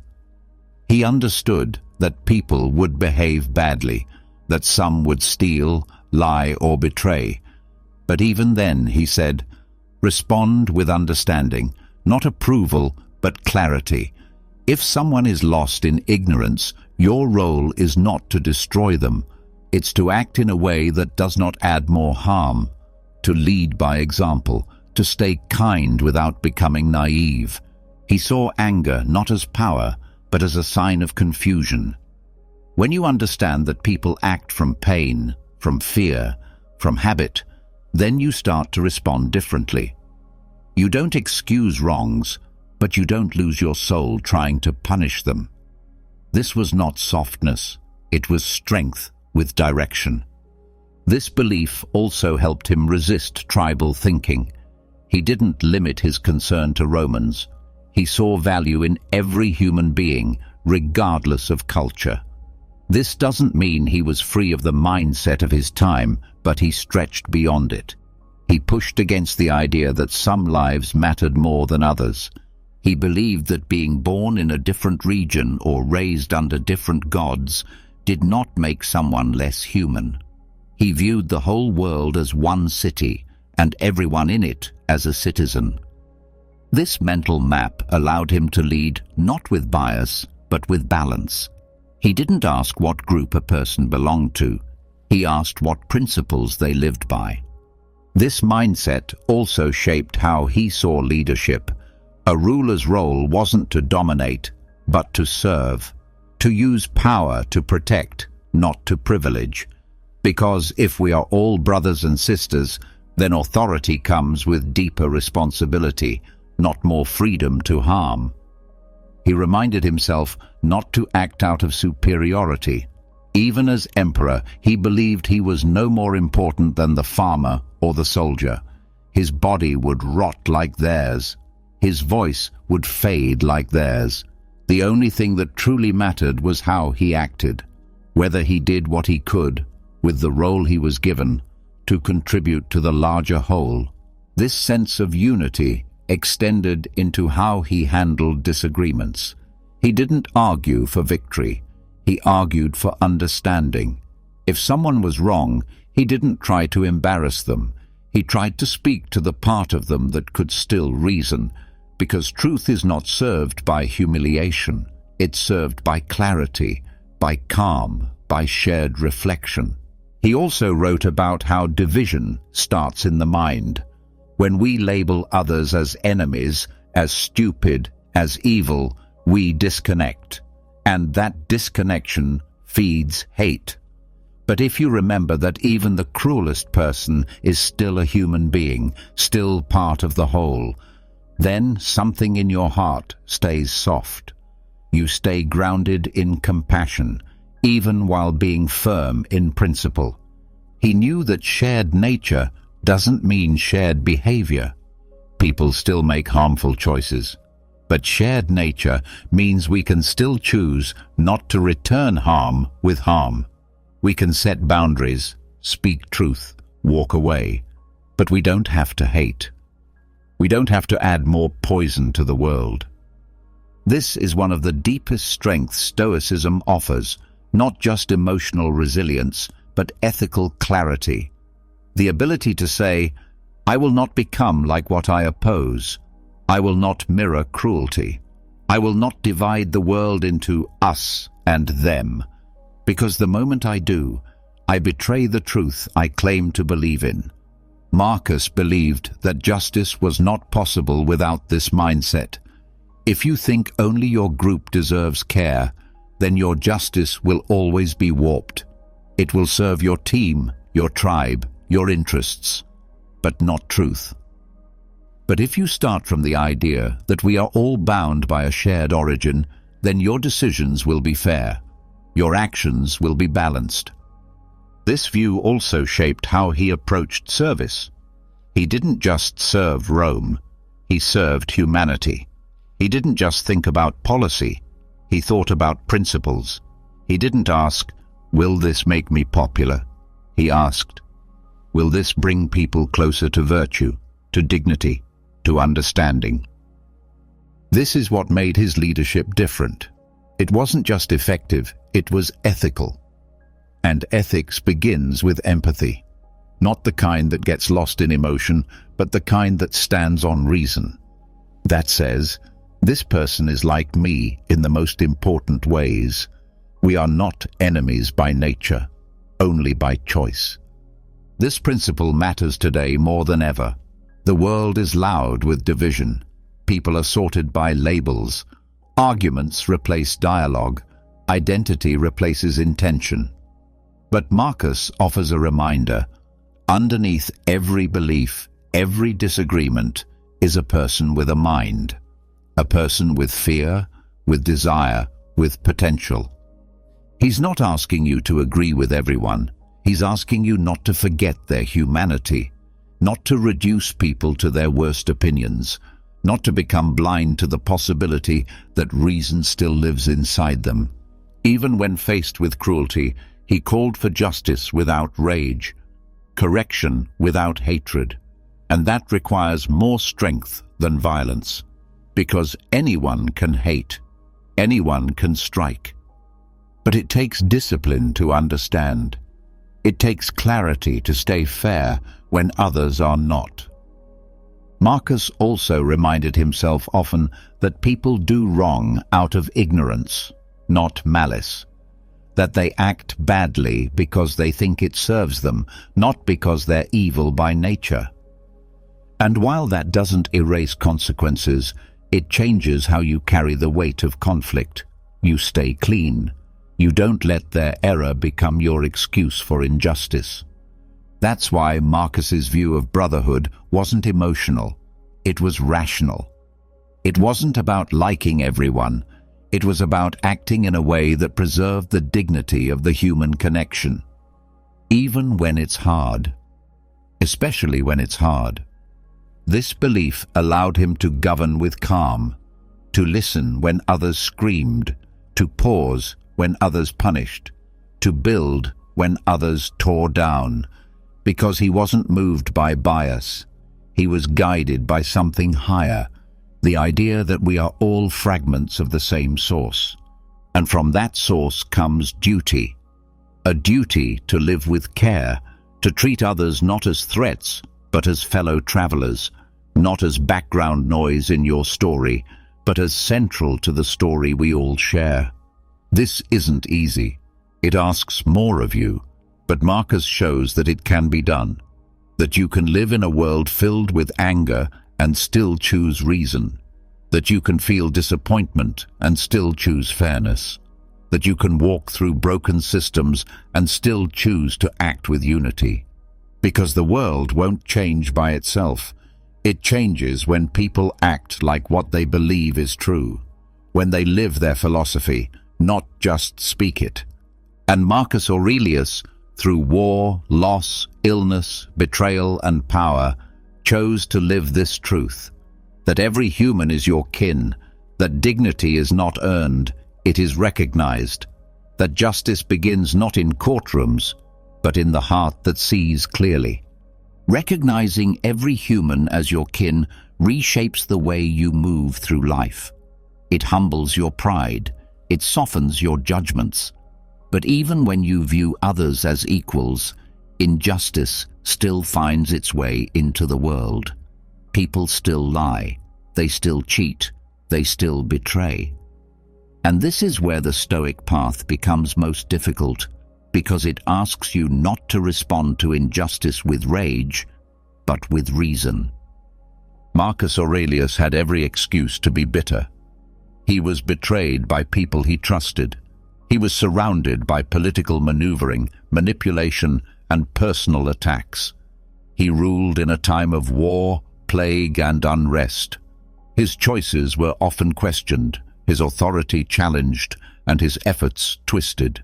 Still, he made a conscious decision not to let anger define him. He knew that rage might feel powerful in the moment, but it always leaves a mess behind. It poisons thought. It clouds judgment. It leads to actions you regret and words you can't take back. So he chose something harder. He chose restraint. Not silence, not surrender. Restraint. The kind of restraint that lets you confront what is wrong without becoming a part of the same chaos. He reminded himself that anger is often born from false expectations, from the belief that people should behave differently, that they should know better. But Marcus knew better than that. He accepted that people are flawed, that some act from ignorance, others from pain, and a few simply from selfishness. But none of that gave him permission to lose control. He wrote that injustice harms the person who commits it more than the one who suffers it, because it corrupts the soul of the wrongdoer. That was his way of maintaining his peace. If someone slandered him, he didn't need to return the insult. He simply reminded himself, their behavior reflects them, not me. Their choices are their burden to carry. This didn't mean he allowed wrongdoing to go unchecked.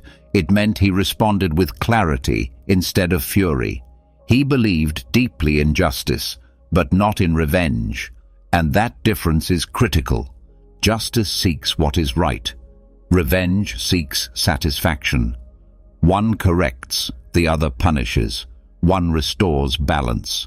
The other tips the scale again in the opposite direction. Marcus believed that meeting injustice with more injustice creates a cycle that never ends. You might win the argument, but you lose your own values in the process. And if your values are lost, then no external victory can make up for the internal cost. This principle is what made his leadership different. He didn't just judge others, he judged himself first. He asked, "Am I being fair? Am I seeing the full picture? Am I reacting from ego or from reason?" These questions helped him pause. They gave him space to act deliberately rather than impulsively. He warned that anger pretends to be strength, but it's actually a sign of weakness, a sign that your peace depends on others behaving properly, a sign that your emotions are being dictated by things outside your control. And that's the opposite of freedom. True strength to Marcus was staying composed in the face of wrongdoing, not because you accept it, but because you refuse to become like it. He was not passive.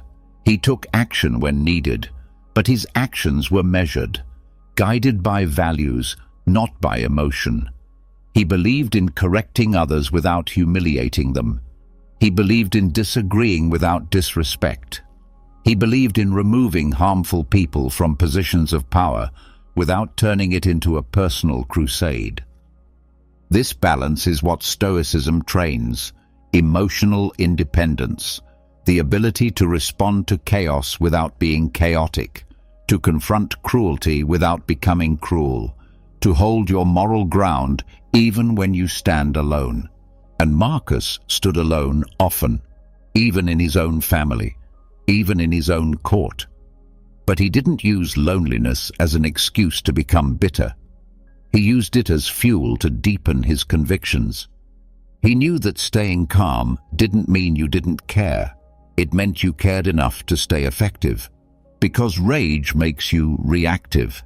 And when you're reactive, you become easy to manipulate. People know how to push your buttons, how to bait you, how to provoke you. But when you respond with steady calm, they lose control over you. You become your own master again. That's what Marcus practiced. Mastery over the one thing he could always control, his mind. He knew that external injustices will always exist. But the greater tragedy is when those injustices invade your character, when you become hard, or cruel, or cynical. He refused to give the world that victory. He reminded himself constantly that we are all part of a larger whole, that nature moves according to reason, not rage. And if we want to live in harmony with nature, we must learn to align our responses accordingly. Even when others are unjust, you must choose to be just. Even when others are loud, you must choose to stay grounded. This is not weakness. It is a higher form of discipline, one that doesn't collapse under pressure, one that doesn't scream when unheard, one that doesn't destroy itself trying to win. It simply stays firm, firm in what is right, firm in what is true. And that firmness speaks louder than anger ever could. Marcus also understood that injustice often stems from ignorance, from people who don't understand the consequences of their actions, or who act from fear, or who were never taught a better way. So instead of condemning them completely, he tried to meet them with clarity, with explanation, with boundaries, but without hatred. He also spoke about injustice that comes from systems, not just individuals. Laws that benefit a few, structures that harm the weak. He didn't pretend these things didn't exist, but he didn't let their presence justify abandoning his ethics. He saw systems as reflections of individual minds, and the only way to change them was to change yourself first. He believed that if enough people lived by principle, the structure would begin to shift. That influence grows not by rage, but by example, by showing a different way, a calmer way, a fairer way. That kind of influence takes longer, but it lasts longer too. Marcus saw that most injustice is made worse by ego, by people who cannot accept that they might be wrong, by people who need to win every debate, who take every disagreement personally, who carry grudges for years. That mindset creates more harm than any single act of unfairness. So he trained himself to forgive, not because others deserved it, but because he deserved peace. He let go of resentment, not because he was weak, but because holding on to anger only drains the soul. He acted without malice, not because he was naive, but because clarity required a clean heart. His self-control was not born from comfort. It was forged in discomfort. He practiced staying calm when everything around him tried to shake him. And that's where the real lesson is. If you only stay calm when life is easy, you're not calm. You're untested. But when life is unjust and you stay clear, when others lie and you speak the truth, when you are betrayed and you still act with integrity, that is Stoicism in motion. This kind of strength is not inherited, it is built. Through repetition, through effort, through failing and returning. It's built by choosing patience when you could lash out, by choosing fairness when you are tempted to seek revenge, by choosing honesty when the easier path is silence. And it's built every time you say, "I will not give this situation my soul. I will not let anger make me small. I will not let this person's behavior rewrite who I am. Marcus knew that the world may never be fair, but your character still can be. That's why he turned to philosophy, not to escape the world, but to face it better. He didn't use it to become passive. He used it to become precise, in word, in action, in purpose. And now, so can you. Resisting the pull of anger in the face of injustice is not just about protecting your peace. It's about preserving your example, because whether you realize it or not, someone is always watching how you carry yourself. And no eyes are more observant, more impressionable, or more silently influenced than those of a child. Marcus Aurelius understood this deeply. While he wrote meditations as private reflections, he likely knew that one day his words would be read, perhaps not by the world, but by his son. In the quiet of night, between campaigns and counsel, Marcus did more than govern an empire. He modeled character. He trained himself not only to lead Rome, but to leave behind a pattern of thought and conduct that his children could follow. He didn't teach virtue with speeches.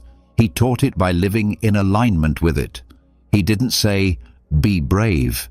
He showed how to remain steady during war. He didn't command, "Be just." He demonstrated fairness in judgment. And this is the root of philosophical parenting, not controlling a child's life, but controlling your own life so well that it gives them a map. Because children don't learn from commands. They absorb energy. They copy habits. They reflect the integrity or the contradictions they see. Marcus knew this. That's why his writings are filled with reminders not just to act rightly, but to be someone worth imitating. That's the deepest form of education. He believed that raising a child wasn't about shaping their behavior through fear or reward. It was about shaping their understanding through example and dialogue. Rules might protect the surface, but reflection shapes the soul. And children, even when small, are capable of deep thought, if we respect their ability to think. Marcus likely approached fatherhood with the same mindset he used to govern.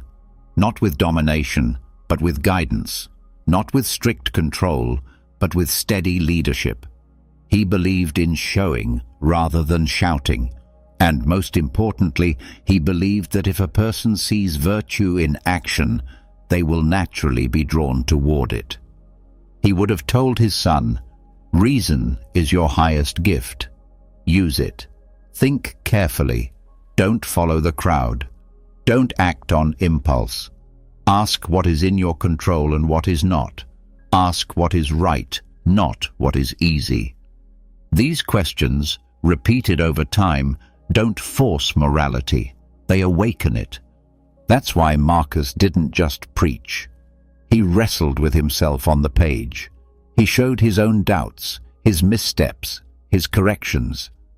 And in doing so, he modeled humility. Because the most dangerous parent is the one who claims to be perfect. The wisest parent is the one who admits they are learning too. He also understood the danger of praise. He warned that flattery weakens the mind, that children, if constantly told they are special, may begin to expect the world to bend for them. He would say, "Don't praise appearance, praise effort. Don't reward obedience, reward thoughtfulness. Teach them to act well, not to be seen, but to be true to themselves." This is why Marcus returned again and again to the value of self-discipline, not as punishment, but as strength. A child who learns to say no to themselves becomes an adult who can say no to peer pressure, to excess, to pride. That's not repression, that's resilience. He believed in teaching children about mortality, not to scare them, but to give them perspective. When a child learns that life is short, They begin to value their time. They treat others with more care. They seek purpose earlier. This kind of awareness matures a young mind more than any lecture. Marcus would have shared stories with his children, not to entertain, but to provoke thought. Stories of people who lived with courage, who faced injustice with composure, who served others without seeking applause. Stories that plant seeds of character without shouting instruction. He also saw the importance of silence. Parents often speak too much and listen too little. But wisdom listens. A child who is heard learns how to hear others. They learn that dialogue matters, that questions are not a threat, that disagreement does not mean disapproval. Marcus practiced this with his counselors. He likely did the same with his family. He didn't shield his children from hardship. He saw value in struggle, in learning to carry weight, in understanding that comfort is not the goal of life. He wanted his son to grow not in luxury, but in integrity, because comfort fades, character doesn't. That's why Marcus emphasized daily habits. He believed in repetition, not of tasks, but of thought. He would want his children to start and end each day asking, "Was I kind? Was I honest? Did I act from reason?" These questions don't demand perfection. They train awareness. He also believed in correction, not through anger, but through reasoned conversation. He didn't see discipline as punishment. He saw it as guidance. A child who understands why something matters is far more likely to respect it than one who is simply forced to obey. Marcus knew that fear breeds silence, but understanding creates independence. That's what he wanted. Not a child who fears doing wrong, but one who desires to do right. Not because they're being watched, but because they've internalized what's valuable. This is the deeper purpose of philosophical parenting, not to raise a perfect child, but to help them become their own teacher, to develop inner judgment, to know themselves, to question wisely, to love justice without needing applause, to see the dignity in every person. These traits can't be forced. They must be cultivated with care. He also modeled restraint. He showed that strong people don't always speak. They don't always win. They don't always correct others. Sometimes strength is in silence, in stepping back, in choosing not to dominate a conversation. This example teaches patience better than any rule. He likely encouraged reading, but not for status, for depth, for clarity, for grounding the mind in something greater than gossip or distraction. A child raised on ideas that stretch their thinking will grow to speak carefully and act deliberately. Marcus believed that philosophy wasn't just for scholars. It was for everyone, for the person making decisions at home, for the one facing peer pressure, for the one grieving loss, for the one tempted to cut corners. That includes children. And when introduced gently through daily life, Stoic ideas can grow quietly inside them. He didn't separate intellect from emotion. He believed emotions should be guided, not suppressed. That children should learn to name what they feel, to trace it, to sit with it before acting on it. Emotional awareness is a form of wisdom. It teaches self-trust, and that begins at home. He also believed in showing children how to be useful, not in the sense of chores, but in service. In asking, "What can I offer? What needs to be done?" This creates a mindset of contribution. A child who learns to help without being asked will one day lead without being told. Marcus would not have promised happiness. He would have promised purpose. Because happiness is fleeting. Purpose endures. He would tell his child, "Seek meaning, not comfort. Choose the harder right over the easier wrong. And if you fall short, try again. That's enough. He would want his children to understand nature, that life includes loss, that people leave, that plans fall through, but that none of it can destroy who you are inside.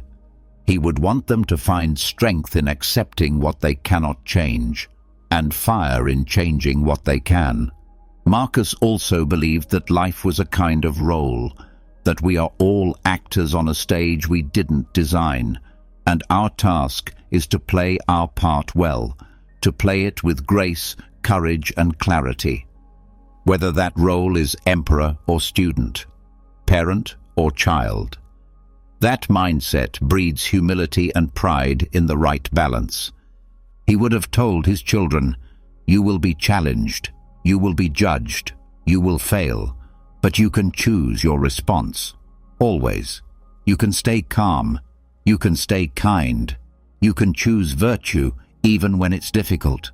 And that choice, repeated daily, is the foundation of a good life."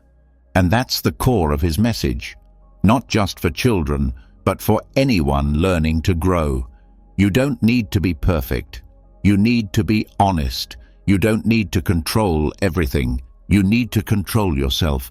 You don't need to be brilliant. You need to be steady.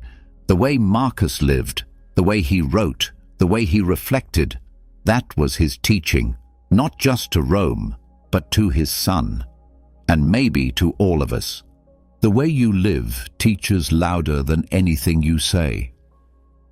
That was the thread woven through Marcus Aurelius's understanding of parenting.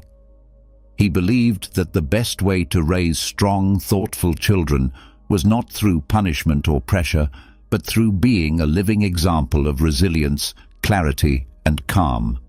But to be that example, you must first train yourself, not in words, in habits. And that training doesn't come in comfort. It comes through discipline, through effort, through facing what's difficult, on purpose. Marcus knew that real strength isn't built in luxury. It's built through hardship, not the kind life throws at you randomly, but the kind you choose for yourself, the voluntary kind, the kind that toughens your mind, sharpens your focus, and builds the kind of resilience that doesn't break under pressure. Because if you only grow when things are easy, you won't last long when they're not. This is why Marcus regularly practiced discomfort, not because he enjoyed suffering, but because he understood that if you train yourself to endure little things, you won't panic when the big things come. He slept on hard beds, he ate simple meals, he wore modest clothes, and he reminded himself that he didn't need much to live, that every extra comfort was a bonus, not a requirement. He believed that if you become addicted to comfort, you make yourself fragile. You start needing things to be a certain way just to function. But if you can learn to go without, you gain freedom. You gain power. Because now your peace is no longer tied to external conditions. He also practiced mental austerity. That meant examining his thoughts regularly, catching himself when he started craving recognition or fearing discomfort, asking, "Do I really need this? Is this thought helping me or weakening me? Is this fear real or just habit?" That self-examination was a form of discipline as real as physical training. He knew that the mind, like the body, needs exercise, not just through reading or studying, but through applying restraint, through saying no to things that are easy but pointless, through choosing what's useful over what's pleasurable, through doing what's right even when no one is watching. This is what the Stoics called practicing poverty. Not to glorify suffering, but to prove to yourself that you can survive without luxury. Marcus believed that everyone should, from time to time, go without what they're used to: good meals, warm beds, praise, distraction. Because that kind of self-imposed challenge builds strength faster than any speech. And this practice has another benefit. It teaches appreciation. When you go without something, you stop taking it for granted. When you eat plain food for a week, you start to enjoy the smallest flavors again. When you unplug from entertainment, you rediscover the richness of silence. Voluntary hardship makes life richer, not poorer. Marcus didn't ask this only of himself. He believed leaders should be examples of restraint, that those with power have a duty to show others what self-control looks like, not in theory, in action. He believed that if a ruler chased luxury, the people would follow. But if a ruler embraced simplicity, it could elevate an entire culture. This is how he trained humility, because discomfort reveals how quickly pride dissolves. It reminds you that you are human, like everyone else, that your needs are basic, that your survival doesn't depend on admiration or soft cushions. It depends on your mindset. Marcus reminded himself constantly that fortune can be taken in a day, wealth can vanish, reputation can be ruined, health can decline. But if you've trained yourself to be content with little, none of that can break you. That's the shield voluntary hardship builds, not to escape life, but to face it more completely. He would reflect on the lives of those who lived with purpose despite having less. The farmers who rose early and worked with dignity, the soldiers who carried their burdens without complaint, the philosophers who walked with holes in their cloaks but clarity in their minds. These people were rich in what mattered: strength, self-respect, discipline. Voluntary hardship also keeps you honest. When you choose to do something difficult each day, you lose the need to prove yourself with words. You begin to trust your own actions, and that quiet self-trust becomes a kind of internal gravity. You walk differently. You speak with less noise and more weight. Marcus believed that the body should be treated with respect, but not indulged. He wrote that luxury makes the soul soft, that chasing comfort makes you weak, but embracing effort, especially when unnecessary, turns you into the kind of person who can stay upright when life gets heavy. This doesn't mean punishing yourself. Stoicism isn't about pain for the sake of pain. It's about freedom, the kind that comes from knowing you don't need the perfect temperature, the perfect praise, or the perfect outcome to keep going. That kind of freedom is rare, but it's earned one small sacrifice at a time. Marcus trained his patience by choosing to wait. He trained his focus by limiting distraction. He trained his endurance by moving through discomfort with calm. And each time he succeeded, he didn't boast. He quietly added one more layer to his character, one more brick to his foundation. He knew that hardship, when chosen wisely, cleans out the clutter. It shows you what matters. It teaches you to find meaning in effort itself, not just in results. To enjoy the simplicity of doing something well, even if it's hard, even if no one sees it. This mindset helps you respond to pressure, because if you've practiced choosing difficulty, real-life stress won't catch you off guard. You'll recognize it. You'll know how to breathe through it. You'll have built the mental muscles to stand still when others panic. It also makes you more empathetic. When you've gone without, you understand those who have less. When you've carried something heavy, you notice when others are struggling. This is how voluntary hardship deepens your humanity, not just your resilience, but your compassion. Marcus didn't want to be seen as above others. He wanted to be useful, and usefulness requires strength, not just physical strength, but moral strength. The kind of strength that resists temptation. That speaks the truth when it's hard. That chooses the right thing over the easy thing, even in private. That's why voluntary hardship isn't a Stoic trick. It's a foundation. It teaches you that pain is part of growth. That sacrifice clears away what you don't need.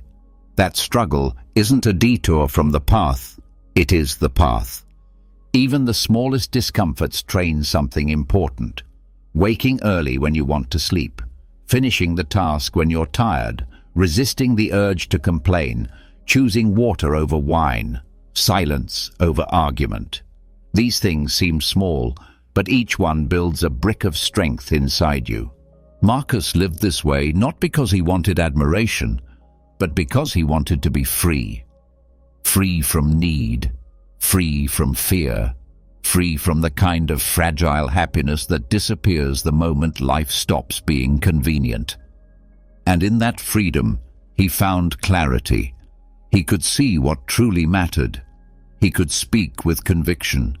He could endure storms without bitterness, because he had already faced smaller ones on purpose.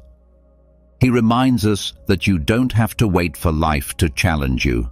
You can challenge yourself, not dramatically, not recklessly, but consistently. You can train yourself to need less and give more, to slow down and listen, to stay calm while you're waiting.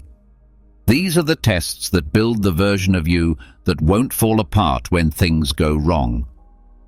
Voluntary hardship is not about being tough, it's about being ready. It's about preparing your soul for the weight of reality. Not to fear it, but to stand in it, fully. That's how Marcus lived. And that's the kind of strength anyone can build. Choosing difficulty on purpose reshapes your character. It stretches what you believe you're capable of and clears away everything you don't truly need. But voluntary hardship wasn't where Marcus Aurelius stopped. He understood that the harder challenge wasn't pain, it was pleasure. Because suffering may wound the body, but pleasure is what seduces the soul. And that's what made it more dangerous. He feared indulgence more than discomfort. Not because he believed pleasure was evil, but because he saw how it slowly made people forget who they were. He believed pleasure, when unexamined, chains a person more subtly than any hardship ever could. It doesn't strike you down, it lulls you. It softens your edge. It whispers that comfort is the goal and that anything unpleasant must be avoided at all costs. And that mindset, Marcus knew, leads not to freedom, but to slavery. He wrote that the person who cannot go without pleasure is not free, because now they are owned by whatever gives them relief, whether it's luxury, praise, attention, or distraction. If you need it to feel okay, you're no longer in control. You've handed your peace to something that exists outside of you. This belief didn't make Marcus joyless. He wasn't against beauty, food, or celebration. He simply believed they should be enjoyed with discipline. That moderation, not deprivation, was the path to stability. He saw clearly that chasing pleasure for its own sake pulls you away from purpose. It makes you reactive, addicted, dependent on things you can't guarantee. And anything that can be taken from you can become your master. That's why Marcus constantly reminded himself to keep his desires in check, not to punish himself, but to protect his clarity, because he knew how easily pleasure distorts perception. When something feels good, people stop asking whether it's right. They confuse pleasure with truth, comfort with wisdom, and ease with value. He wrote that it's not pain that corrupts the soul, but surrendering to pleasure without thinking. Because once you stop questioning what you enjoy, you risk becoming a servant to it. And a person who serves their cravings can't serve anything higher. Not truth, not justice, not integrity. This was one of the reasons Marcus kept his lifestyle simple. Even as emperor, he resisted excess. He avoided elaborate clothing, extravagant meals, flattery, and constant praise. Not because he was trying to appear virtuous, but because he didn't want his senses to take control of his mind. He knew that pleasure has a way of making you forget what matters, until suddenly you're chasing satisfaction instead of meaning. He believed that true freedom is the ability to enjoy without needing, to take part without being consumed, to let go without regret. That only happens when you train restraint, not by saying no to everything, but by understanding what's enough. Marcus also knew that pleasure often hides weakness, that those who seek constant stimulation are usually running from something: boredom, fear, self-doubt. And instead of facing those feelings, they cover them with more pleasure. But nothing you consume can silence what you refuse to confront. And that's why Marcus chose to sit with discomfort, because it forced honesty. He practiced asking, "Why do I want this? What am I trying to avoid? Who am I when no one is rewarding me?" These questions helped him see the difference between healthy enjoyment and unconscious indulgence, between choosing and craving, between freedom and addiction. His thoughts on pleasure were closely tied to discipline. He didn't want to kill desire. He wanted to understand it. Because once you understand it, you can use it wisely. You can appreciate a good meal without overeating. You can enjoy beauty without needing to own it. You can feel attraction without being ruled by it. You can engage in joy without losing your sense of control. That is what he meant by freedom through restraint. To him, restraint wasn't about control for control's sake. It was about creating space between stimulus and response. That space is where reason lives. Without it, you become a slave to every impulse. But with it, you become someone who moves deliberately, who acts with awareness, who isn't easily shaken or seduced. He also feared the pride that grows from pleasure. When people feel good, they often confuse it with being good. They mistake luck for virtue, success for wisdom, and once that illusion takes root, humility disappears. Marcus believed that nothing is more dangerous to the soul than a false sense of superiority, fed by comfort and unchecked ease. He reminded himself often that pleasure fades quickly, that it does not last, that it brings no lasting meaning, that the moment you've satisfied one desire, another appears, and that the chase never ends unless you decide to stop running. This is where restraint becomes power. The power to say, "I don't need this to feel whole. I don't need more to feel worthy. I don't need every desire to be met." That choice, made over and over, is what creates real strength. It allows you to focus on what truly matters instead of being pulled in every direction by the latest craving. Marcus also warned that societies fall when leaders become addicted to luxury, when they lose touch with discipline, when they begin to believe they are owed ease. He knew that character decays quietly, and often the first sign is a person who can no longer bear the slightest discomfort without complaint. That's why he saw restraint as the beginning of wisdom, because the person who can resist what they want can also resist what they fear, and the person who can walk away from pleasure can also walk through pain with dignity. This mindset gave him stability in crisis. When things fell apart around him, when people betrayed him, when plans failed, when illness struck, he didn't panic. Because his peace was never built on comfort.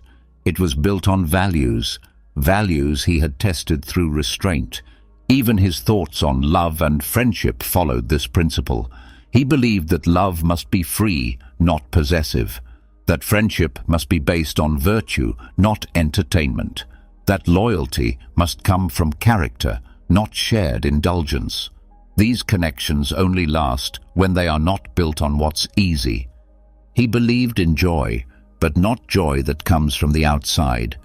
Joy that comes from knowing you acted rightly, that you used your time well, that you kept your integrity. This joy is not intense, but it is steady. It doesn't swing like emotion. It grows quietly with every choice you make in line with your highest values. And this is what he wanted to protect: his inner freedom. Not the freedom to do whatever he pleased, but the freedom to live in a way that made him proud. A freedom that comes from needing less, not getting more. To Marcus, the danger of pleasure wasn't just personal, it was cultural. He saw how civilizations collapse under the weight of indulgence, how people stop asking deeper questions when their appetites are constantly fed, how truth gets replaced by entertainment, how courage fades when comfort becomes the highest value. That's why he wrote not to destroy pleasure, but to keep it in its place, to use it without being used by it, to enjoy it when it comes, but never let it lead. Because what leads you shapes you, and Marcus wanted to be shaped by reason, not reaction. This mindset applies everywhere. In what you eat, in what you buy, in what you say yes to, in how you spend your time. Every decision is a chance to practice restraint, not to deny yourself joy, but to choose lasting peace over temporary thrill. It's also about attention. Pleasure pulls your focus outward. It teaches you to expect stimulation, but restraint turns your attention inward. It helps you listen more, reflect more, act with deeper thought. That inner quiet is where wisdom has room to grow. Marcus knew that you can't always avoid temptation, but you can always decide who you want to be in the face of it. And that decision, made 1,000 times a day, becomes your identity. So the question is not whether pleasure is good or bad. It's whether your relationship to it is healthy or enslaving, whether you use it to enhance life, or whether you've let it replace life, whether you can walk away from it when needed, or whether it owns you completely. Marcus chose restraint not to impress anyone, not to perform, but because he understood what was at stake. That inner liberty is priceless, that clarity is rare, and that nothing is worth giving that up, not a moment of indulgence, not the illusion of escape. This is how you protect your freedom, not by locking yourself away, but by practicing control, by saying no when it counts, by enjoying what you have without needing more, by living in a way that doesn't crumble the moment comfort disappears. Marcus feared pleasure more than pain because he knew pain is obvious. It teaches, it forces reflection, but pleasure, unless checked, disguises decay. And so he made restraint a daily discipline, not to reject joy, but to make sure it didn't become his master. Let's continue. The next insight cuts even deeper. Restraint is not just about resisting indulgence. It's also about knowing when not to speak. After all, the same impulse that makes us chase comfort can also make us rush to fill silence. We fear emptiness. We think we need to respond. We think every moment demands our voice. But Marcus Aurelius saw silence as a kind of strength, a shield for the mind, a filter for wisdom, a discipline as vital as any other. In his life as emperor, silence wasn't just a matter of etiquette, it was survival. Every word could shape a policy, fuel a rumor, start a conflict. In this high-stakes world, Marcus chose his moments carefully. He understood that silence is not the absence of communication. It is a message in itself, and often it speaks with more clarity and dignity than words ever could. He believed that not all truths need to be spoken immediately. Not every opinion must be shared. Not every insult requires an answer. There's dignity in pausing, in letting a conversation breathe, in holding your tongue when emotion is trying to take the lead. Because when you wait, you gain space. And in that space, your reason has a chance to rise. Marcus saw how noise can dilute thought. In politics, in debate, in ordinary talk, people speak to be heard, not always to be understood. They argue to win, not to learn. They fill the air with reactions instead of reflection. And in this constant clamor, meaning gets lost. He chose a different path. He used silence as a filter, a way to refine thought before expression. He often wrote that you should ask yourself, is what I'm about to say necessary? Is it true? Is it kind? Will it improve the silence? These weren't rhetorical questions, they were habits, mental checkpoints. Because he knew that once words leave your mouth, you don't control them anymore. They move through people, carrying your character with them. That's why silence, to Marcus, was a form of self-respect. You don't speak just to fill a void. You don't explain yourself to people who don't want understanding. You don't react to every provocation. He understood that silence isn't weakness. It's often the strongest possible answer, not out of pride, but out of discipline.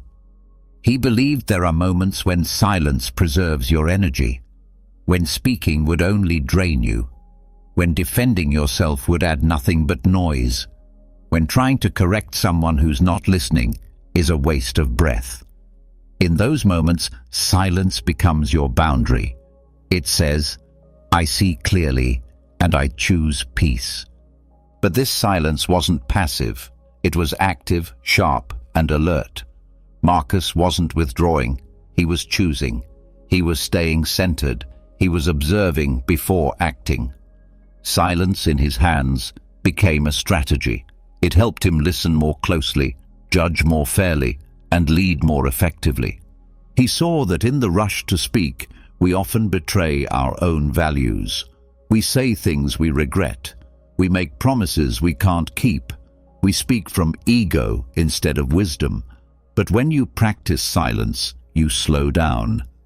You give your conscience time to catch up to your emotions. This also protected him from being manipulated.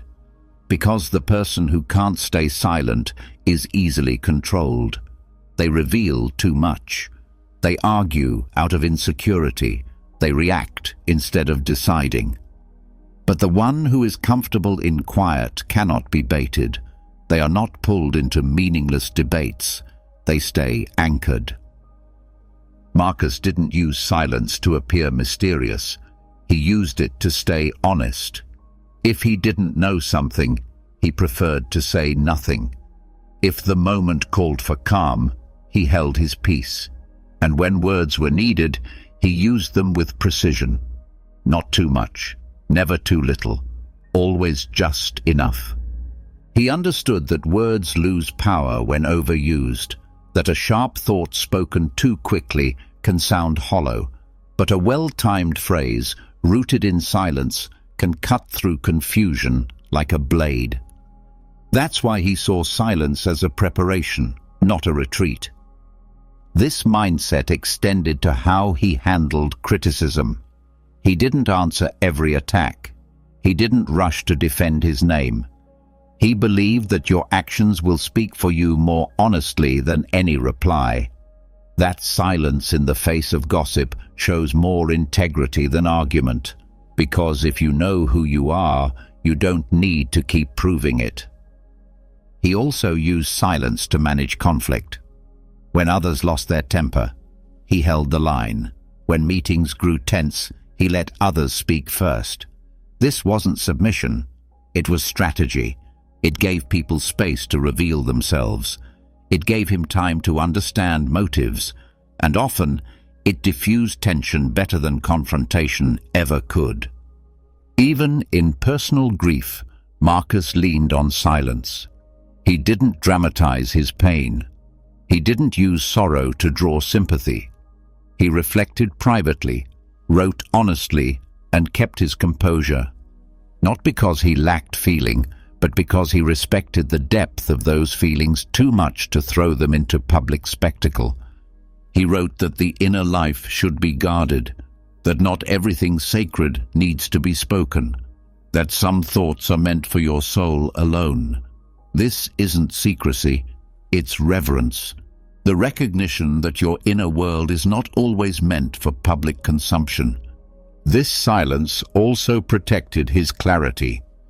In a world filled with distractions, he carved out space for thought, for reflection, for writing. Because silence, properly used, is not emptiness, it remains unchanged. The highest achievement for any human being is to understand, for understanding brings freedom. Write your sorrow in the sand and your joy in stone. Do not delay what can be done today. Love your neighbor as yourself. Judge your greatness by the shadow you cast at dusk. Never interrupt your enemy when they are making a mistake. Write your moments of sorrow in the sand, as they are fleeting and wash away with time, but inscribe your moments of joy in stone, for they are everlasting and should be cherished. Do not postpone for tomorrow what can be done today, for today is the only time truly within your control. Treat others with the same love and respect that you would desire for yourself, embodying the principle of loving your neighbor as yourself. When measuring your greatness, reflect upon the shadow you cast in the evening light, for this is a true gauge of your character. Never interrupt your enemy when they are making a mistake, for their actions will eventually reveal themselves without your interference. A person who claims to be a friend to everyone is ultimately a friend to no one, as true friendship requires depth and discernment. It is better to break a promise than to make one that you do not intend to keep, for a broken promise, though unfortunate, carries more integrity than empty words. Both optimists and pessimists serve a purpose in society. The optimist dreams of invention, like the airplane, while the pessimist ensures safety with inventions like the parachute. A woman's intuition is often more accurate than the certainty of a man, for her ability to understand the subtle cues of life is unmatched. Ignorance, however, is the root of all evil, as it prevents growth and awareness. Those who are dissatisfied with little will never find contentment, for true happiness is found in appreciating what we already have. The shadow, like an outsider, may run away on a bright day, but will always return on a cloudy one, though it can never be truly grasped. Understanding is a journey, with every question bringing us closer to an answer. What we know is but a drop in the vast ocean of what we have yet to learn. Beauty can often be found in simplicity and modesty, and happiness resides in the small pleasures that life offers. My greatest achievement is my inner serenity, which provides me with unwavering strength. Resilience in the face of adversity allows me to grow, and each challenge I encounter fortifies my spirit. I live in harmony with the present moment, accepting the inevitable transitions of life, including death, which gives depth and purpose to my existence. Calmness guides me towards serenity, and my integrity is the compass that directs my actions. My essence is defined by my character, not by material possessions. The ability to recover from setbacks is a vital tool in overcoming life's obstacles, while determination renews me on my path. Friendship, a treasure beyond measure, is something I hold close, exercising discernment in who I choose to welcome into my life. I practice self-control in all areas, seeing each challenge as an opportunity for growth. Even in times of chaos, my inner peace remains steadfast. I take joy in recognizing virtue in my daily actions, and I cherish modesty, always seeking to learn something new. My inner peace serves as my greatest inspiration, and I find strength in the trials that shape me. I embrace moderation in every aspect of life, striving for balance in all things. I believe that adversities are hidden blessings, and I view life as a series of opportunities to cultivate virtue and wisdom. My well-being is anchored in my ability to accept things as they are, finding peace in the present moment. Have you ever wondered whether the universe is working with you or against you? What if I told you that the answer lies entirely in how you align your thoughts and emotions?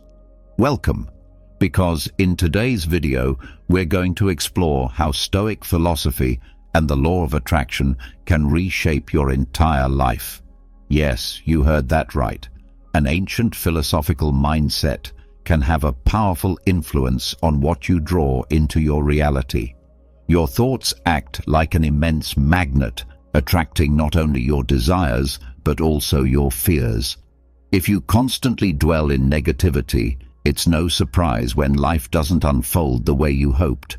But when you begin to focus on the positive, you'll see how the universe starts to align itself in your favor. This isn't magic. It's both science and the essence of Stoic wisdom. The Stoics teach that while we can't control what life throws at us, we have full control over how we respond.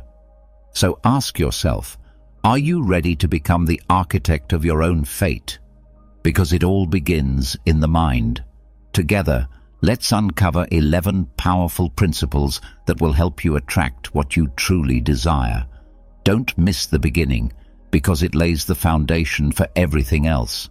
But before we dive in, if you find these videos meaningful, consider subscribing and hitting the bell icon so you don't miss any future insights.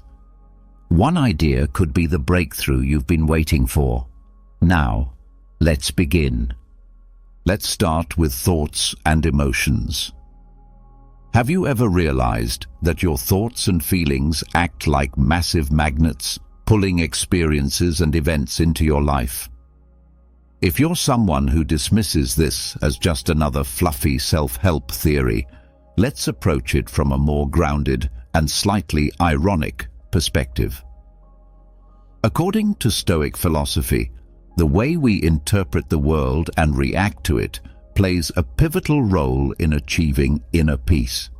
But before you roll your eyes and think this is just another ancient lecture, let me show you how this principle plays out in real life. Picture yourself at a grocery store, choosing between a box of nutritious cereal and a bag of greasy potato chips. Most of us grab the chips, secretly hoping it won't show up later on the scale. But think of your mind as that shopping cart. If you fill it constantly with negative, self-defeating thoughts, it's like loading up on junk food. Your emotional and mental health will weigh you down. Let's look at it another way. Say you spend your days worrying about losing your job instead of sharpening your skills and maintaining a hopeful attitude. That pattern of fear begins to shape your reality, almost like the universe saying, "Oh, you're expecting failure. Let's make that happen." Now, don't get me wrong, I'm not saying if you dream of a beachfront mansion it will magically appear, complete with a bottle of champagne. The law of attraction isn't a magic wand. It's about focusing your energy on what matters and taking consistent actions toward it.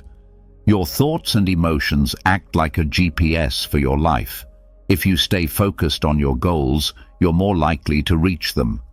But if you keep switching directions based on fear or doubt, don't be shocked when you find yourself stuck in a loop of disappointment. So how do you change course? Start by becoming aware of what's going on in your mind. Are you constantly driving down the road of complaints or walking the path of gratitude? Recognizing your mental patterns is the first crucial step. When you catch yourself spiraling into negativity, pause and pivot. Instead of focusing on what's going wrong, ask yourself what you can do to make things better. If you're worried about your weight, don't get trapped in shame. Start thinking about healthy routines that bring you closer to your goals.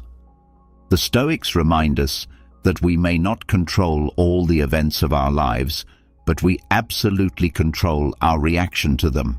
Just like that, even if life feels unpredictable, your mindset doesn't have to be. So next time you're overwhelmed by pessimism, remember, your mental magnets are hard at work. Take that first step toward shifting your mindset to the positive and watch how things begin to change in unexpected, wonderful ways. Your thoughts and emotions are the soil in which your reality grows. Choose the seeds you plant with intention, because they determine the harvest you'll reap. Stoic philosophy teaches that true power comes from mastering your mind. As Carl Jung once said, your thoughts and emotions are the brushstrokes with which you paint your destiny. Now let's talk about focusing on your desires. Imagine trying to light a fire using a pile of soggy logs. It's frustrating, right? You want the fire to blaze, but instead you just get smoke and ashes. That's exactly what it's like when your desires are unclear. If your goals aren't specific, then you're just throwing damp wood on the fire, and your motivation fizzles out before it even begins. Let's be honest, everyone has big dreams. Maybe you want a better job, a fulfilling relationship, or to shed some weight. But if you're vague about your intentions, like just saying, "I want a new job," then you're setting yourself up for disappointment. The law of attraction, that widely known principle that says you attract what you focus on, requires more than just wishful thinking. It needs clarity. Let's take a practical look. Say you want a new job. If you just think, "I want work," the universe could hand you anything, from selling insurance door to door to stacking cookies in a factory. But if you clearly envision a position in digital marketing with flexible hours and a collaborative culture, then you're creating a vivid map for the universe to follow. That clarity acts like a beacon. The same applies to relationships. Saying, "I want someone," is about as effective as wishing to win the lottery without buying a ticket. Instead, imagine someone who shares your passions, your sense of humor, and your values. When you define your ideal clearly, you align yourself with what you truly want. And when it comes to weight loss, clarity matters just as much. It's not enough to vaguely say, "I want to lose weight." How much? In what time frame? What will success look and feel like for you? A specific goal, like losing 5 kilos in 3 months and feeling more energized, becomes a real plan, not just a dream. So how do you start? Begin by reflecting on your true desires. Write them down in detail. Visualize them as already achieved. Feel the joy as if it were real right now, because the law of attraction doesn't respond to vague signals, it responds to specific intentions. Without clarity, you're just hoping the fire lights itself. But with a well-prepared mindset and focus, the universe is far more likely to respond in kind. As Einstein said, the universe echoes back with the same precision with which you speak your desires. Now, let's explore belief and faith. Have you ever felt like your dreams are as unreachable as trying to travel to Mars in a cardboard spaceship? That's what it feels like when your belief is missing. Belief and faith are the fuel your dreams need to take flight. Without them, your journey has no propulsion and no direction. Let's break this down. Think of your dreams as seeds that need the water of belief to grow.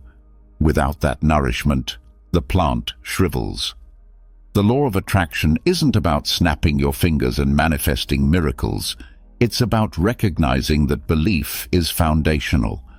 If you don't truly believe in your dream, it's like trying to fly a plane with no engine. Consider this. If you don't believe you'll win the lottery, what's the point of playing? If you don't believe in love, how will you recognize it when it appears? A lack of belief is the biggest barrier to achieving what you want. You might be wondering, how do I shift my mindset and let go of limiting beliefs. Here's the good news. You don't need a magical spell to change your mindset. Start by gathering proof that your dreams are indeed possible. Seek out stories of people who have already achieved what you're aiming for. It's not about copying them. It's about realizing that your dream isn't some unreachable fantasy. Imagine true love as a diamond hidden in the rough. If you see others discovering it, it strengthens your belief that you can find yours too. Surround yourself with people who genuinely believe in you, even if it means cleaning out your contact list. If you're constantly surrounded by folks who mock or doubt your aspirations, you'll eventually start doubting yourself too. It's like trying to vacuum a desert. You'll just end up exhausted and empty. But if you surround yourself with supportive, uplifting individuals, it's like sailing with the wind in your favor. Those positive winds will help push you toward your destination. Never forget to maintain a positive and hopeful attitude. Life often feels like an obstacle course, but when your mindset is focused and optimistic, those very obstacles can transform into stepping stones toward success. Stoic philosophy teaches us a powerful lesson. Accept what you can't control and pour your energy into what you can, your attitude. Face your challenges with calm strength and transform your doubts into determination. Imagine your life as an epic movie, and you are the hero, standing tall against the villain of doubt, armed with nothing but the unshakable sword of faith. Ultimately, your belief and faith are the hidden keys that open the doors to everything you desire. If you don't believe in your own potential, it's like trying to shove a locked door with all your might, without realizing the key is hidden right beneath the welcome mat. So start believing. Gather the evidence that your dreams are possible. Fill your space with positive energy. Keep your heart and mind optimistic. Do this, and you'll be amazed how close you actually are to the life you want. As Gandhi wisely said, faith is the first step toward any destination, while doubt is the first step toward stagnation. Now, let's talk about gratitude and appreciation. Ah yes, gratitude. That little word that seems to pop up in every self-help book, motivational talk, and philosophical musing. But have you ever really stopped to ask yourself why it's talked about so much? It's as if the universe keeps whispering, "Be thankful and you'll receive more." Maybe it's not literally everything you want, but gratitude might just open the door to the best parts of what you need. Let's strip it down. Gratitude seems simple, almost too simple, like saying thank you or good morning. But when expressed sincerely, it's like activating a form of cosmic energy. Picture this. You're at a restaurant. You have two choices. You could be the customer who complains about the cold bread, or you could be the one who smiles and appreciates the server's effort. Which one do you think is more likely to get the special of the day, or maybe even a free dessert? Exactly. That's how the law of attraction works. Positive energy attracts more positivity. Practicing gratitude is like building a magnet that pulls in good things. Think of your life like a house under construction. If all you ever do is complain about the leaky roof or crooked walls, the workers, in this metaphor, the universe, may lose motivation. But if you admire even the smallest progress, you send a message that you value the effort, and that's encouraging. It invites life to keep building with you, rather than working against you. You don't need a wand or spell for this. Just a bit of consistency. Take a few minutes every day to reflect on what you already have and what you're grateful for. It doesn't have to be grand. It could be something as small as the warmth of the sun on your face, or the first sip of your morning coffee. These small blessings are what create big shifts in your mindset. Keeping a gratitude journal might sound like a cliché, but think of it as a treasure map, one that leads not to gold, but to the blessings that already surround you. Write down at least 3 things you're grateful for each day. It could be the loyalty of your friends or the calm you feel in your own space. Be specific. Don't just say, "I'm grateful for my family." Say, "I'm grateful for the unwavering love and daily support I get from my family." That detail brings the emotion alive. Here's a bonus tip for when life feels heavy and it's hard to find a silver lining. Practice gratitude anyway. Maybe you can't appreciate the rain messing up your plans, but maybe you can appreciate the warmth of your sweater or the peaceful sound of raindrops on your window. Gratitude is like a flashlight in the dark. It doesn't light up everything, but it helps you see just enough to keep going. It's not just a pretty concept, it's a powerful tool. It lifts your energy, improves your mood, and aligns your spirit with more good things to come. So, next time you catch yourself spiraling into complaints, remember, whatever you value and are thankful for grows. As Marcus Aurelius put it in his Meditations, if you are not thankful for what you have, you will never find satisfaction in what you receive. Now, let's move to another vital piece of the puzzle: inspired action. The law of attraction sounds amazing, right? The idea that you can manifest your dreams simply by holding them in your mind and staying positive. That's the theory anyway. But here's the catch.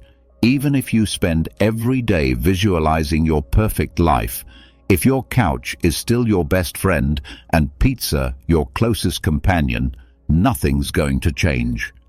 Inspired action is the secret sauce. It's what transforms vision into reality. Imagine the law of attraction is a vending machine. You can feed it all your coins, your wishes, dreams, and visualizations. But if you don't press the right button, you're going to stand there, frustrated, staring at the machine. Inspired action is that button. It's the step that turns intention into outcome. Let's be honest. You're not going to land your dream job while sitting at home sipping coffee, hoping your future boss stumbles across your Instagram. If you want that job, you need to update your resume, network, show up for interviews. That's inspired action. It's not a random act. It's the engine that powers your goals. Same thing with love. You can dream about your ideal partner all you want, but unless you're willing to meet new people, have conversations, and open your heart, love won't just knock on your door. So how do you actually apply this? Start with small, consistent actions. These little steps are the bricks that lay the foundation for your success. Don't expect overnight miracles. Sometimes persistence is just as important as effort. Also, learn to trust your inner voice. What excites you? What lights you up? That's your intuition guiding you. Follow it. Inspired action isn't just about doing what's expected. It's about acting with intention, purpose, and energy. And don't give up. Yes, patience is essential, but so is persistence. Every step you take counts, even the ones that feel small or slow. The Stoics taught us that character, resilience, and perseverance are key to achieving anything meaningful. So next time you're thinking about the law of attraction, remember, it's not just about dreaming, it's about doing. Inspired action is the bridge between wanting something and actually having it. If you want to see results, you've got to stop dreaming and start moving. It's not rocket science, it just takes a little effort, a lot of heart, and the patience to see it through. Remember this, The law of attraction doesn't turn dreams into reality. Action does.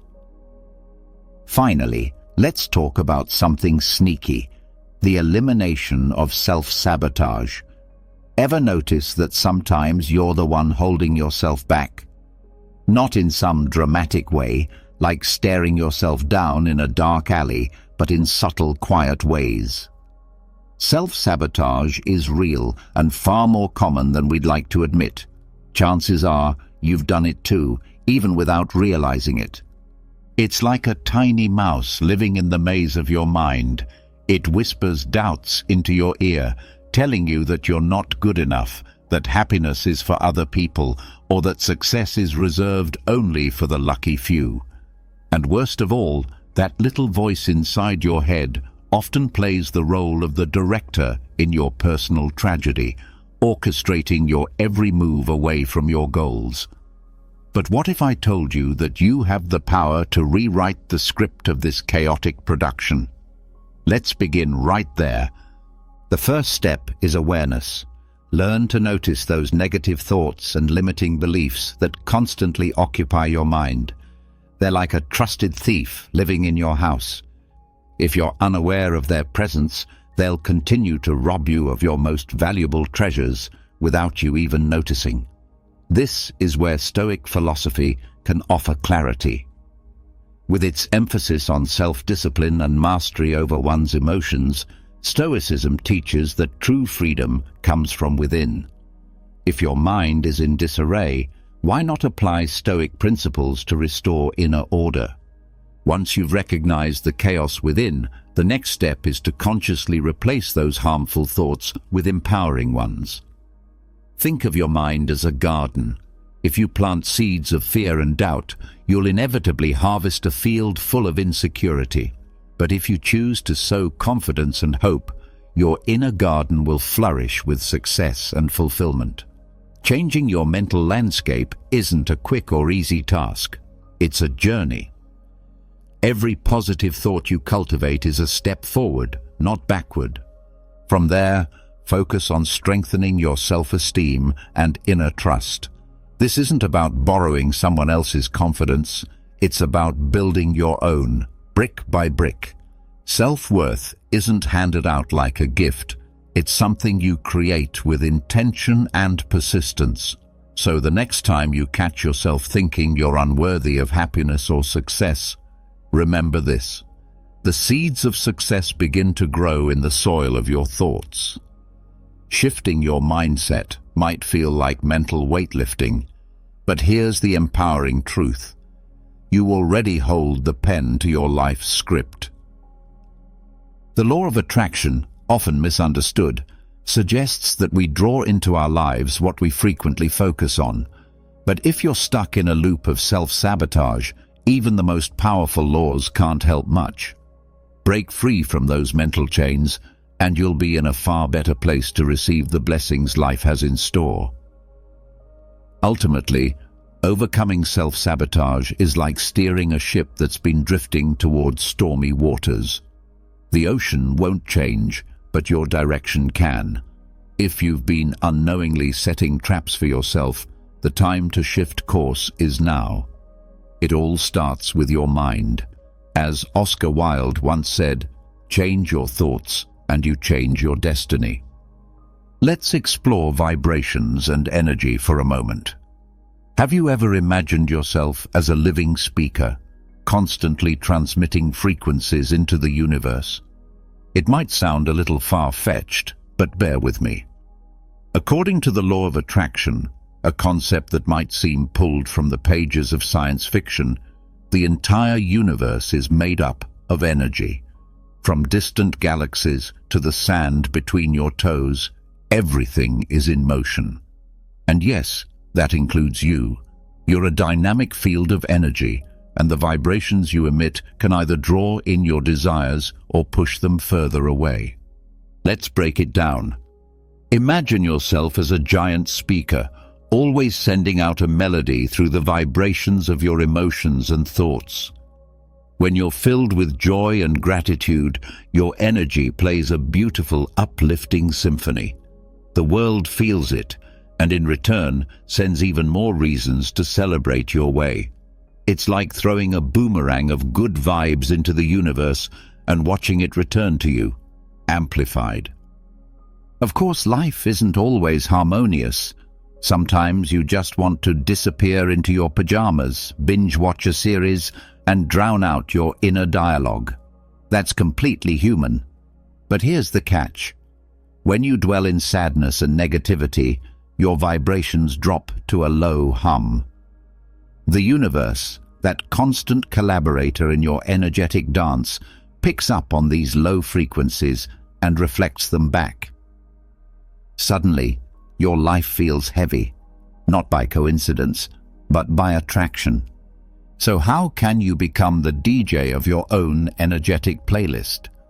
Start by surrounding yourself with people who also vibrate at higher frequencies. If your circle sounds more like a chorus of complaints than an uplifting anthem, it might be time to change your bandmates. Energy is contagious, and a positive environment can transform your internal frequency. Beyond that, engage in activities that genuinely bring you joy. Whether it's a walk in the sunshine or reading a book that makes you smile, these small sparks of happiness can rapidly elevate your energy. And don't overlook the power of meditation and stillness. These practices don't just calm your nerves, they help fine-tune your internal frequency so you can align more harmoniously with the universe's rhythm. Stoicism, once again, offers practical wisdom. While we can't control everything around us, we can control how we respond. Instead of letting external events dictate your energy, choose to protect and uplift your own vibrations. Acknowledge your sadness, yes, but don't live in it. Choose to move forward with optimism. Being a transmitter of positive energy isn't just some abstract theory. It's a way of living. Even if the universe doesn't always respond with rainbows and sunshine, maintaining high vibrations ensures that your daily experience is more fulfilling. So remember this truth: what you send out is what you invite in. Pick your song carefully. Now, let's talk about resistance. Not the kind you encounter at the gym, but the invisible force within you that drags you away from your goals. This is the resistance that trips you up with fear, self-doubt, and procrastination. It's subtle, but powerful. When you try to apply the law of attraction, resistance can act like a broken compass, steering you away from your desired destination. And strangely enough, you're often the one turning the dial. Imagine you're adrift on an open sea, your boat representing all your dreams and possibilities. Instead of sailing smoothly, you find yourself battling against waves of your own making, waves made of negative thoughts and internal fears. It's like summoning a storm just when what you need is calm waters to push you forward. Maybe you've dreamt of launching a new venture, but rather than focusing on the potential for success, you fixate on failure. That mindset becomes a heavy anchor, holding you back. Or perhaps you're afraid of losing what you already have, so you cling tightly to it, mistaking that grip for safety, when in reality, it's keeping you stuck. How do you release yourself from this resistance? It starts with self-awareness. You can't face what you don't acknowledge. Like a mechanic who must first diagnose a problem before making repairs, you need to observe your thoughts and emotions without judgment. Is it fear of failure? A lack of belief in yourself? Anxiety about letting go of control? Once you identify your resistance, don't fight it. Just allow it to pass, like leaves drifting down a river. Let them float away while you stay focused on where you're going. This is where Stoicism and the law of attraction intersect. Stoic teachings remind us that while we cannot command life's external events, we do command our inner responses. Similarly, in the process of manifestation, the one thing fully within your control is your mindset, and your reaction to challenges. Instead of resisting change, lean into it. Instead of fearing failure, open your heart to success. Resistance keeps you anchored in places you've outgrown, while flow allows you to progress. From my own journey, I can assure you, resistance is like an invisible thief that steals your motivation and progress. To manifest your desires, you must release the grip of fear and doubt. Become conscious of them, gently let them go, and realign with your true intentions.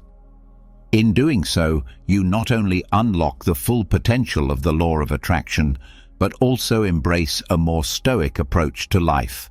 Etch this into your mind. Where resistance exists, desire becomes struggle. Where there is flow, success becomes inevitable. Now, let's reflect on time and patience, that elusive pair that both torments and teaches us. We all wish we could fast forward through life's waiting periods, but we can't. Still, rather than surrendering to frustration, what if we learn to move with time instead of against it? Let's talk about patience, that quality we all claim to value, yet often find so difficult to practice. Picture your dreams and goals as seeds planted in fertile soil. You can't rush them to grow. You must water them, tend to them, protect them from weeds, and then wait. Time isn't your enemy, it's your ally in transformation. Patience is not about doing nothing, it's about trusting that your efforts will bear fruit in due season.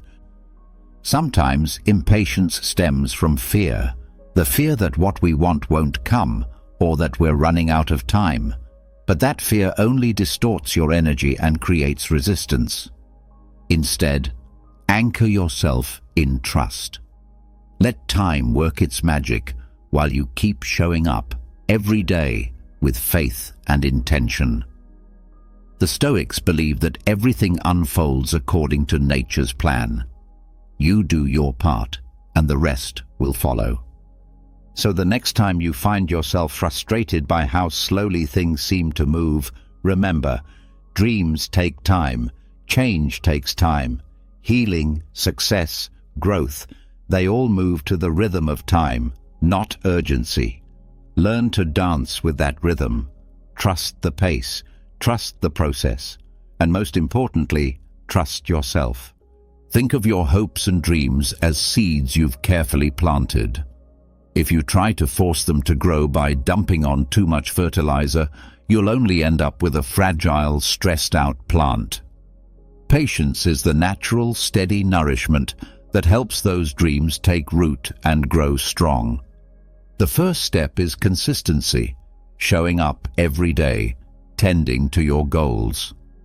This is where Stoic philosophy can be a powerful compass. The Stoics remind us that our true power lies not in controlling the outcomes, but in managing our actions and our mindset. You can do everything within your power to help your dream grow, but without giving it time, you won't enjoy the fruit of your labor. So, keep watering it, provide it with light, care for it diligently, but don't sit there staring at it every second, waiting for it to sprout. Don't fall into the trap of comparison either. Every plant has its own pace. There's no wisdom in comparing a tiny sprout to a towering oak tree. Comparison only breeds frustration and robs you of the joy in your own process. Instead, celebrate every small leaf, every tiny bud in your garden. Those seemingly minor victories are far more powerful than they appear. Every step you take, no matter how small, is a victory in its own right.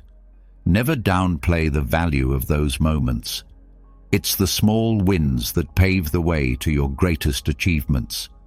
Think of them as little drops of water that, over time, carve out a mighty river.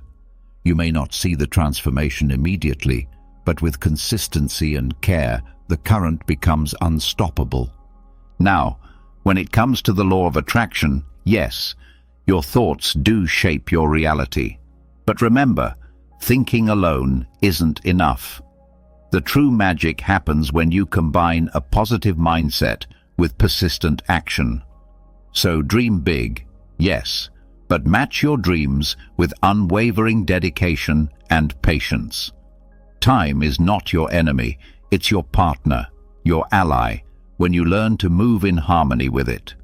Patience isn't about sitting around and doing nothing. It's about staying engaged, staying committed, even when you don't see immediate results. It's about trusting the process.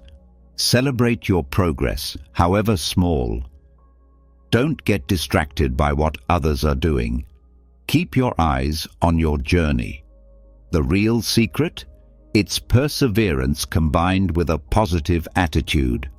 Don't let the absence of instant success pull you down. In the end, it's not how fast you reach your destination that matters. It's the growth that happens along the way. There's a Stoic proverb that sums it up perfectly. Patience isn't just about waiting. It's about how you carry yourself while you wait. Now let's talk about something equally important: alignment with the universe. Have you ever felt like everything is just off? Maybe you spilled your coffee first thing in the morning, got stuck in endless traffic, forgot your umbrella just as the rain began to pour. It's in those moments that you might feel like the universe has turned against you. But you're not alone in feeling that way. The good news, you can realign. Imagine your life as a beautiful symphony, and the universe is the conductor. If you want your melody to flow smoothly, you've got to be in sync with the conductor's timing. That means trusting that the universe, in its infinite wisdom, is always working in your favor, even when it feels like everything is going wrong. Even when the cat knocks over your papers or your Wi-Fi takes an unscheduled break, it's all happening at the perfect time, even if you don't understand it yet. To realign with this cosmic rhythm, start with something simple. Connect with nature. Go for a walk in the park. Feel the breeze. Watch the trees sway. Listen to the birds sing. It's like the universe is whispering to you, reminding you that you're part of something greater. You don't need to be a philosopher to see the beauty around you. You just need to pause long enough to appreciate it. Another way to tune into yourself and the universe is through meditation or yoga. These moments of silence and movement aren't just good for your body. They're a way to hear the soft murmurs of the cosmos. Meditation brings peace to your mind, helping you find clarity in a chaotic world. Yoga stretches more than just your limbs. It stretches your awareness, your presence. Both practices are like preparing your instrument before the concert begins, ensuring that everything flows in harmony. And then there's gratitude. Gratitude is powerful. When you give thanks for what you have, whether it's your warm bed, a kind word from a friend, or the smell of coffee in the morning, you're telling the universe, yes, I'm in tune with your frequency. Gratitude opens the door for even more abundance. It's like sending a message that says, I'm ready for more. And in return, the universe listens. The Stoics got this too. Their teachings revolve around accepting what we can't control and choosing how we respond. Inner peace, they said, comes from aligning with the natural laws of life. You don't have to call yourself a Stoic to benefit from this wisdom, but their insights can guide you toward living in harmony with the universe. So don't overthink it, just start small. Walk outside, sit quietly with yourself, be grateful, trust the current of life instead of fighting against it. The universe isn't your opponent, it's your dance partner. So learn to move to its rhythm.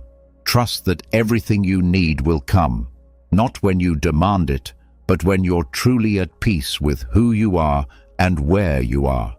And if you've read this far, leave a comment saying, I am what I think. That way, I'll know you're one of the ones who made it through to the end of this meaningful message. I can't wait to hear your stories of transformation. Have you ever found yourself wrapped up in the comfort of your blankets, locked in a battle with the alarm clock? Even the great Roman Emperor Marcus Aurelius struggled with this same dilemma. Marcus Aurelius, one of the most powerful men in ancient history, wrestled with laziness each morning, just like we do. But he had a secret. In this episode, we're going to uncover the age-old strategies of the Stoics that awaken your sleeping motivation. Discover how these ancient thinkers transform their daily struggles into fuel for greatness. Prepare for a journey through time where we'll uncover how to rise each morning, or rather each day, with renewed drive to pursue our goals and live a life full of purpose and meaning. If you haven't already subscribed, be sure to do so and leave your thoughts in the comments. That small gesture goes a long way in supporting me. Now, let's begin. Let's start with Marcus Aurelius. Every morning, and in every moment, lies a new opportunity, something precious we must not waste. Often we convince ourselves that we don't have enough time, but the real issue is usually our lack of will to use time well. Marcus Aurelius, known as the philosopher emperor of Rome, embodied Stoic principles in action. Unlike emperors before him, Tiberius, who escaped to remote islands, or Nero, who became absorbed in the arts, Marcus fully embraced his role both as a ruler and a human being. In his famous writings, Meditations, Marcus shares timeless wisdom. He writes about dawn, about those moments when it's hardest to rise from bed. He tells himself, "I must get up to do the work of a human being. Why should I complain if I'm about to do what I was born to do, fulfill the tasks for which I was brought into the world?" This passage offers a glimpse into a man engaged in deep internal dialogue, one who is committed to his purpose not out of obligation, but from a profound understanding of his place in the world. Marcus continues questioning himself. Or was I created to huddle under the blankets and stay warm? He acknowledges the allure of comfort but quickly rejects it. He challenges the idea that comfort should dominate our actions. But it feels good here. Were you born to feel good or to do things and experience life? In these lines, Marcus Aurelius pushes us to reflect on the greater purpose of our lives.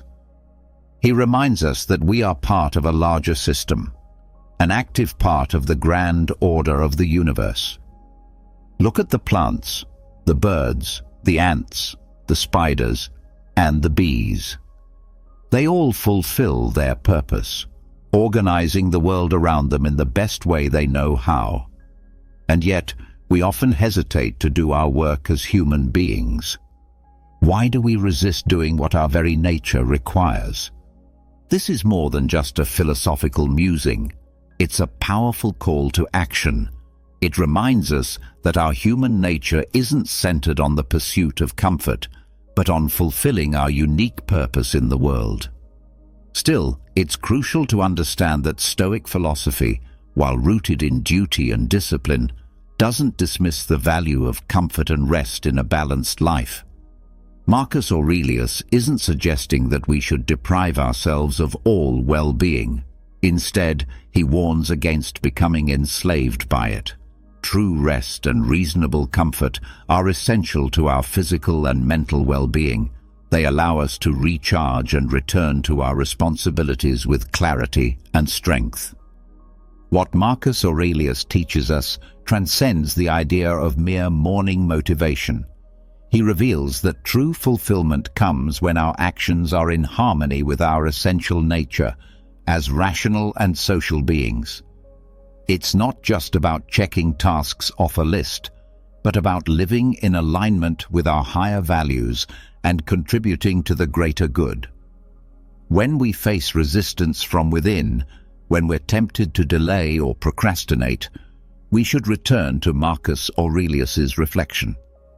Ask yourself, am I living in accordance with my nature? Am I doing my part to contribute meaningfully to the world around me? In those questions, and in the honest answers we give ourselves, we find our real purpose and our deepest satisfaction. Time waits for no one. Each day presents a new chance to embrace our human nature and make a difference, no matter how small it may seem. As Marcus Aurelius reminds us, we were not made for idle comfort, but for conscious, deliberate action. Let's rise each day with the resolve of Marcus Aurelius, ready to fulfill our role on the grand stage of life. When it comes to motivation, especially in the face of difficulty, it's essential to remember that our perception plays a major role in shaping our inner strength. Think of learning a new skill. At first, it can feel overwhelming, perhaps even impossible. But those who are dedicated understand that mastery isn't achieved all at once. It requires consistent practice, even if the progress is slow. Every moment of study, every training session, no matter how small, draws us closer to success. It's through this persistence and devotion to purpose that we unlock the true source of our motivation. Progress does not only come from moments of high excitement, but from the capacity to stay motivated when challenges arise. It's important to understand that lasting motivation is not dependent on external circumstances, but rather on our internal mindset. True strength lies in maintaining our motivation, even when things get tough. We often face difficulties, and rather than being discouraged by these challenges, we should see them as opportunities for growth and learning.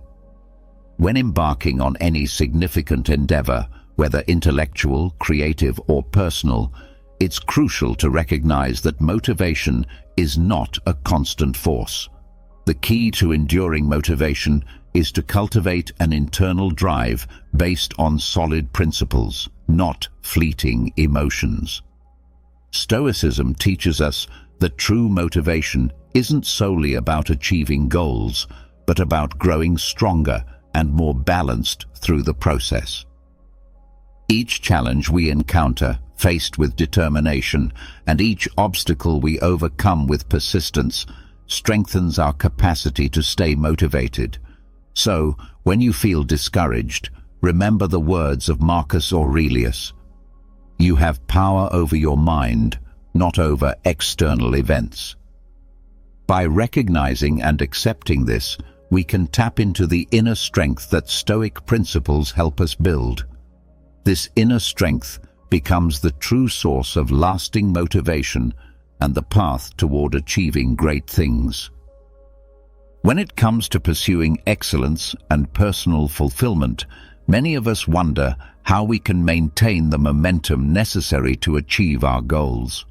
Stoic philosophy, with its emphasis on virtue and discipline, offers valuable guidance in this regard. Marcus Aurelius, in his Meditations, reminds us to reflect each morning on the nature of people we might encounter that day, those who are ungrateful, dishonest, or grumpy. This reflection is not meant to breed pessimism, but serves as a reminder to prepare ourselves for the challenges ahead, regardless of our mood at the moment. Take the example of an athlete who commits to daily training. He doesn't wait for the perfect moment of motivation or inspiration to begin. Instead, he simply gets up, puts on his gear, and heads to the gym. The act of starting, putting on his sneakers and getting into the car, kickstarts a process that will lead him to fulfill his daily training goals. Epictetus teaches us that, in life, we must first determine what we want to be and then do what we must to get there. This resonates with the Stoic belief that our actions should align with our highest goals, not with momentary whims. By creating a consistent routine, we build a structure that guides us toward our ideals, even when motivation fluctuates. Stoics like Epictetus emphasize the importance of self-sufficiency and self-discipline, teaching that true freedom is not found in controlling external circumstances, but in mastering ourselves. Through positive habits and a well-structured routine, we regain control over our actions and, by extension, over our destiny. Seneca, in his letters, warns that without a clear purpose in life, one cannot expect to have a productive day. This underscores the importance of knowing exactly what we want to accomplish and structuring our daily activities to achieve those objectives. When we know what needs to be done and have a plan in place, we reduce the need to rely on fleeting feelings of motivation. Imagine a writer who commits to writing for 2 hours every morning, regardless of how they feel. Some days, the words may flow easily. Other days, each sentence may be a struggle. However, by sticking to their routine, the writer ensures consistent progress, overcoming resistance, and cultivating their skill day after day. In essence, Stoic philosophy teaches us that true virtue doesn't lie in sporadic grand gestures of willpower, but in the consistent application of our actions. By embracing discipline and routine, we not only increase our productivity, but also build inner strength that supports us in the face of any challenge. Instead of chasing after motivation as a temporary state, we should focus on developing systems and habits that guide us toward our goals automatically. As Marcus Aurelius wisely advised, action is not something occasional, but a constant habit. It is through consistent practice and adherence to solid principles that we can transform not only our days, but our lives. The difficulty in staying motivated often arises when we lose ourselves in a maze of tasks and obligations that, although they may seem important, lack true meaning. The Stoic philosophers recognized this dilemma long ago, understanding that not all tasks contribute to our higher purpose. The Stoic philosophers recognized a dilemma that many of us still face today. They believed that true happiness could be found in virtue alone, and that our energies should be focused on what truly contributes to our moral excellence. Applying this principle to the pursuit of motivation, we can deduce that our lack of enthusiasm often doesn't stem from the tasks themselves, but from a misguided perception of their importance. For example, a professional might spend hours answering non-urgent emails or attending unproductive meetings while procrastinating on an essential project for their career. At the end of the day, they feel exhausted and demotivated. Why? Because, on some level, they know that they have squandered their time and energy on tasks that do not truly matter. Seneca, in his letters to Lucilius, warns us that the issue is not that we have too little time, but that we waste so much of it. This observation is particularly relevant in our age, where constant distractions pull us in many directions. To cultivate lasting motivation, we must learn to distinguish between what is essential and what is merely superfluous. Marcus Aurelius, in his Meditations, provides a simple yet powerful tool for making this distinction. He asks us to consider whether an activity is necessary, which serves as a filter for our daily actions, allowing us to focus on what truly matters. By regularly asking ourselves this question, we not only eliminate the unnecessary, but also strengthen our commitment to what is vital. However, it is important to recognize that motivation is not an inexhaustible resource. Just as a wise general doesn't spread his troops thin by fighting unnecessary battles, we must preserve our motivational energy for the challenges that truly matter.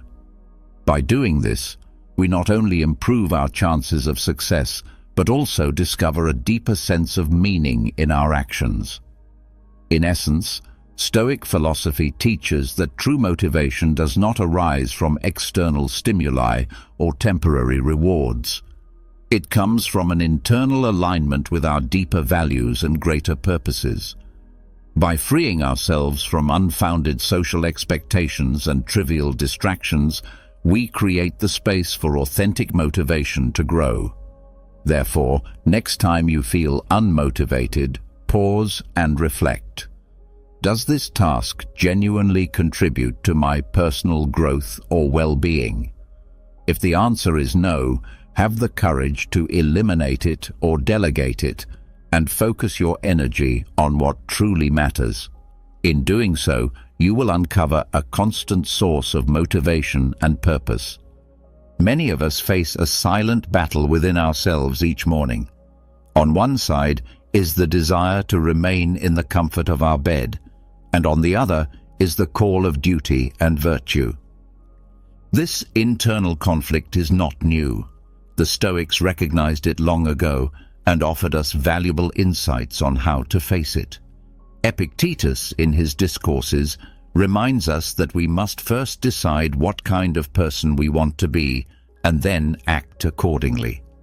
This idea resonates with the Stoic belief that our actions, particularly in the morning, set the tone for the rest of the day and, by extension, for our lives. Seneca, in his letters, suggests that we should organize our lives as if we were preparing for a banquet, ensuring that everything is in its place but not excessive. The founder of Stoicism, Zeno, taught that virtue alone is sufficient for happiness. Applying this principle to our daily routine, we can see that getting up on time, even when we don't feel like it, is an act of virtue that contributes to our overall well-being. For example, when the alarm rings, instead of giving in to the impulse to hit snooze, take a moment to breathe deeply and ask yourself, what kind of person do I want to be today? And what actions will bring me closer to that ideal? This brief reflection can provide the motivation needed to rise from bed with purpose and determination. The act of waking up consciously and disciplined is not just about productivity. It is an act of alignment with our rational nature and with the universal logos, which are central tenets of Stoicism. By overcoming the inertia of the morning, we practice self-control and cultivate the inner strength required to face the day's challenges. Each morning presents a new opportunity to practice virtue. The true test of our philosophy is not in our words, but in our daily actions, starting from the moment we open our eyes. As Epictetus would say, do not merely explain your philosophy, incorporate it. So when the alarm rings, do not see it as an enemy, but as a call to excellence. Rise not only from your bed, but also from mediocrity. The day ahead is your training ground for wisdom and virtue. Time is often considered a scarce resource, something we frequently claim to lack. However, the true issue lies not in the absence of time, but in the way we prioritize and manage it. There are countless examples of individuals who, despite being busy, still manage to find time for the things that matter most. Marcus Aurelius, for instance, found time to read despite his immense responsibilities as emperor, and Epictetus continued his studies even while enslaved. If they were able to do this, so can we. Seneca teaches us that the real obstacle to accomplishing what we want is not the shortage of time, but rather the way we squander it. Time itself is not inherently scarce. It is our mismanagement of it that causes the problem. By allowing ourselves to become distracted by trivial activities, we end up sacrificing moments that could otherwise be enriching. The way we manage our time is a matter of choice and discipline. If something is important to you, like reading, then it should become a priority, rather than allowing distractions to take precedence. Organizing your day and carving out moments for what truly matters is key. For example, setting aside an hour before bed to read could be a simple yet effective way to invest in your personal and intellectual growth. The issue is not that time is limited, but rather that we need to be more mindful of how we spend it. Time is an incredibly valuable resource, and as Marcus Aurelius wisely pointed out, life is short, but it is long enough to live well and dedicate ourselves to what truly holds value. Therefore, we should view time as our ally, not as our enemy, and prioritize activities that promote our development and well-being. Writing serves as a powerful tool for self-reflection, one that the Stoics valued greatly. Marcus Aurelius, for example, wrote extensively about the importance of looking within, as he believed that true goodness and virtue come from within ourselves. This idea is foundational in Stoic philosophy, and it encourages us to turn our focus inward rather than seeking external validation or projecting our frustrations onto others. Writing provides us with a safe space for introspection, allowing us to observe our thoughts with clarity and calmness. By putting our thoughts on paper, we gain distance from them, which enables us to analyze them more thoughtfully. Seneca frequently engaged in reflective writing, using it as a means to understand and master his passions. Similarly, we can use writing to gain control over our thoughts by reviewing them as a general might inspect his troops. Which thoughts contribute to our highest good, and which are mere distractions or fears? Writing not only allows us to vent, but also helps us derive valuable lessons from our experiences. For example, at the end of each day, you might write about a challenge you faced and explore how Stoic principles could have been applied to handle the situation in a more virtuous way. Like the notebooks of Leonardo da Vinci, which were filled with ideas and observations that later led to masterpieces, our personal journals can become the foundation for a life well lived. Every entry is a step toward building our character. The practice of reflective writing is not just an exercise in introspection. It is an act of Stoic courage.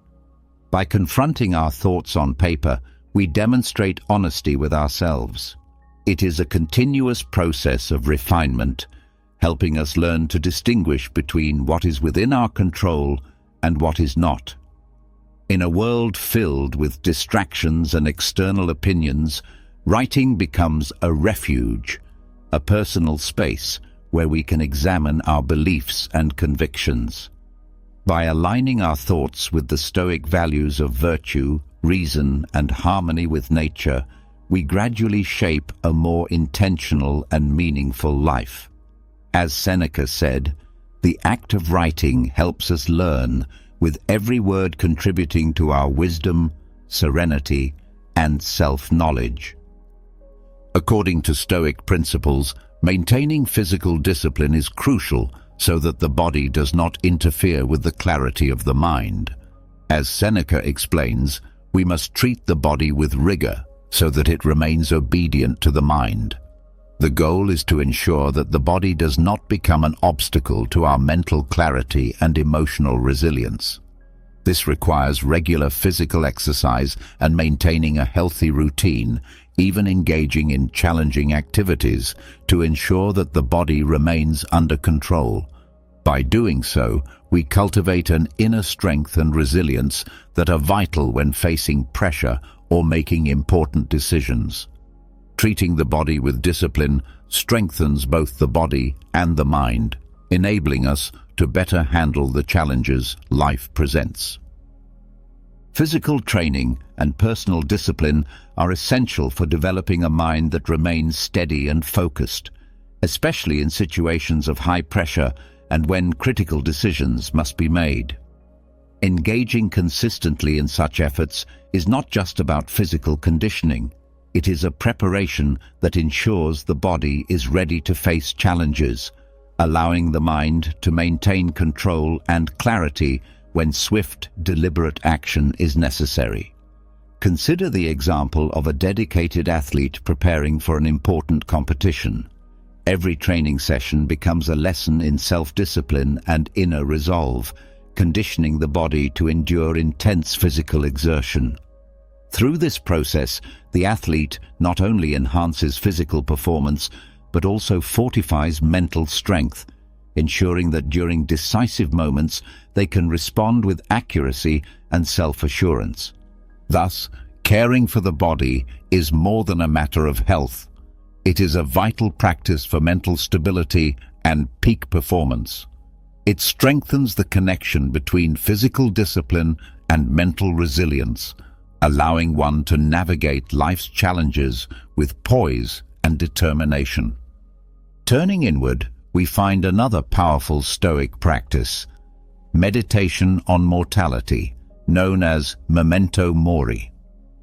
This reflection on death is not meant to instill fear, but rather to cultivate a deeper appreciation for life. Stoic wisdom urges us to confront the reality of death not as a far-off event, but as something that unfolds with each passing minute. Time is fleeting, and every moment that slips by is a moment we no longer have. Memento mori, or remember death, serves as a potent reminder of life's impermanence. It emphasizes that our time is finite, and once gone, it cannot be reclaimed. With this perspective, we are encouraged to approach each action and decision with purpose and presence. Knowing that our days are numbered inspires us to live more fully and to devote ourselves wholeheartedly to what truly matters. For instance, when we pour our complete attention and effort into a task, we are acknowledging that we are making meaningful use of our limited time. The awareness of life's brevity and unpredictability pushes us to avoid wasting our energy on the trivial or superficial. Rather than being a grim thought, memento mori becomes a call to live more intentionally, with a sense of urgency and meaning, recognizing that each second holds value and is irreplaceable. Another cornerstone of Stoic living is to seek out motivation through the study of history's most virtuous individuals. True inspiration often arises from observing the lives and character of those who pursued greatness through the consistent practice of virtue. According to Stoic philosophy, looking to the lives of people who committed themselves to self-improvement and the cultivation of moral excellence can be a profound source of encouragement. Marcus Aurelius reminds us that there is nothing more uplifting than witnessing virtue in action. It reinforces the possibility within ourselves to cultivate the same qualities. To sustain our motivation, we benefit from examining the lives of remarkable figures, people who have stood out for their character, perseverance, and achievements. Their journeys illuminate what is attainable and demonstrate how challenges can be met with strength and integrity. Epictetus also teaches that we should direct our focus toward the virtues we admire most in others and consciously work to develop those same traits in ourselves. For example, reflecting on a mentor or a historical figure whom we deeply respect can help us extract lessons from both their triumphs and their failures. These reflections offer valuable insights into resilience, determination, and the steady pursuit of excellence. By staying focused on such examples, we nurture our own inner drive and maintain clarity about our personal goals. The journey toward excellence is not without its trials, but it is also rich with rewards for those who persist. Motivation, then, lies in identifying and drawing strength from those who embody the principles we wish to live by, those who have walked the path of mastery and virtue before us. By contemplating their lives, we find guiding lights to shape our own. Have you ever felt like your mind is an open notebook filled with 1,000 tabs all running at once, yet none of them actually helpful. You're definitely not alone in feeling this way. In today's fast-paced world, overthinking has practically become a full-time sport, though unfortunately, not a healthy one. We've been conditioned to believe that if we're not constantly solving a problem, then we're being unproductive. But here's the truth. That very mindset is what's draining you. Let me share a secret with you, one that's both simple and powerful. You don't need to overthink to live well. In this video, we'll explore how Stoic philosophy offers 10 transformative strategies to protect your mental energy from bursting like a birthday piñata. Stick around until the end, because the final strategy might just surprise you. It's based on a truth we often overlook. Less really is more. And once you start detoxifying your mind from the clutter of useless thoughts, you'll gain something incredibly valuable: inner peace. So if you're ready to stop being a captive to your own thoughts, come along on this journey of clarity. And yes, letting go is the first step. But before we dive into the strategies, let me tell you a story that will help you fully grasp the wisdom behind this message. There was once a young traveler named Lucas who set off on a long journey in search of wisdom. After walking many roads and meeting all kinds of people, he finally arrived at a secluded monastery nestled high in the mountains. There, he met an elderly teacher known for his unshakable calm and mental clarity. Lucas, exhausted and burdened by a whirlwind of thoughts, knelt before the teacher and asked for help. "Master, I can't quiet my mind," he said. "My thoughts overwhelm me. I can't rest or enjoy the moment. How can I find peace?" Without saying a word, the teacher handed Lucas a cup and began to pour tea into it. The tea reached the brim and then began to spill over, flooding the table. Lucas, startled, said, "Master, the cup is full. It can't take any more." The teacher smiled and replied, "Exactly. That's how your mind is, so full that nothing else can enter. To find peace, you must first empty the cup." At that moment, Lucas realized that his thoughts had been piling up like the overflowing tea, one after the other, until they drowned out his calm. The first step to detoxifying his mind was clear. He had to release the unnecessary. The teacher then shared 3 simple yet powerful strategies to help Lucas begin this process. First, breathe and observe your breath. The breath is your anchor to the present moment. When you focus on it, your mind is gently pulled away from the chaos of constant thinking. Take a few minutes each day to breathe deeply, to simply observe your thoughts as they come and go, without judgment and without clinging to any of them. Second, write and release. Sometimes your thoughts need a place to go. Writing them down creates that space. It's like tidying up a messy room. Putting pen to paper helps clear your mind of the clutter and frees you from unnecessary worries. Lastly, focus on what's essential. Not all thoughts are worth your time. Learn to distinguish between what truly matters and what's just noise. As Stoic wisdom teaches, don't waste energy on things outside of your control. Let go of what doesn't depend on you and turn your attention to what you can change. With time, Lucas began practicing these principles. His mind slowly grew quieter, and the mental storm he once carried began to subside. Now, whenever he faced inner turmoil, he remembered, empty the cup, because peace of mind doesn't come from trying to control every thought. It comes from knowing how to let go. Now let's begin with the first strategy, the art of letting go. Let's be honest, we've all been stuck in that dark place in our minds where questions like what could have been and what should happen pile up, leaving us emotionally drained. Often we cling to these thoughts as if our entire life depends on them.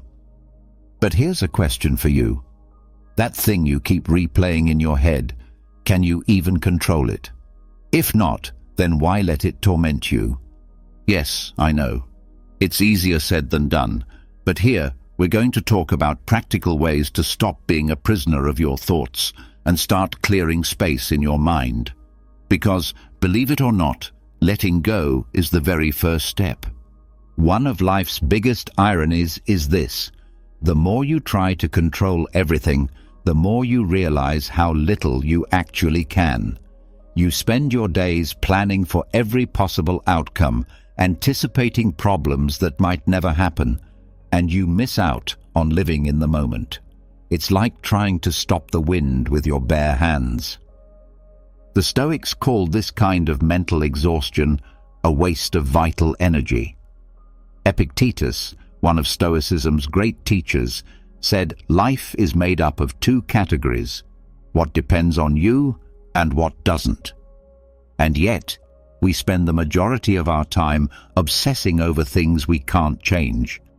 Letting go of control isn't about giving up, it's about becoming smarter with how we use our energy. Think of uncertainty as an uninvited guest at your party. At first, it annoys you, but after a while, you stop resisting and learn to coexist. When you stop fighting the unpredictable, you start to free your mind. Try this. Imagine wearing a pair of glasses that only let the truly important things through. When a negative or useless thought appears, ask yourself, is this truly important? Can I do anything about it? If the answer is no, then let it go. It's not worth the space it takes up in your head. Think of it as spring cleaning. You wouldn't keep broken things or junk in your home, so why do it in your mind? Also, remember that your mind can behave like an unleashed dog, and your thoughts are the sticks you keep throwing. The solution is simple. Stop throwing the sticks. Bring your mind back to the present, over and over again, until it becomes your new habit. Mindfulness is a powerful way to ground yourself. It's not about having a blank mind, but learning not to be dragged away by every little worry or fear. Accept, too, that you can't please everyone. Trying to do so is like trying to catch water with your hands. In the end, you'll just feel exhausted and frustrated. Letting go doesn't mean you're quitting. It means you're choosing to protect your peace. It's a conscious decision to stop wasting energy on things that don't serve your growth. Stoic philosophy teaches us that true freedom doesn't come from controlling everything. It comes from controlling how we respond to what we can't change. Paradoxically, the way to stop overthinking is to stop trying to control what can't be controlled. So when life asks you to let go, do it with grace, because only by doing so can you truly move forward. And take this to heart, my friend, those who learn to let go are the ones who truly learn how to live.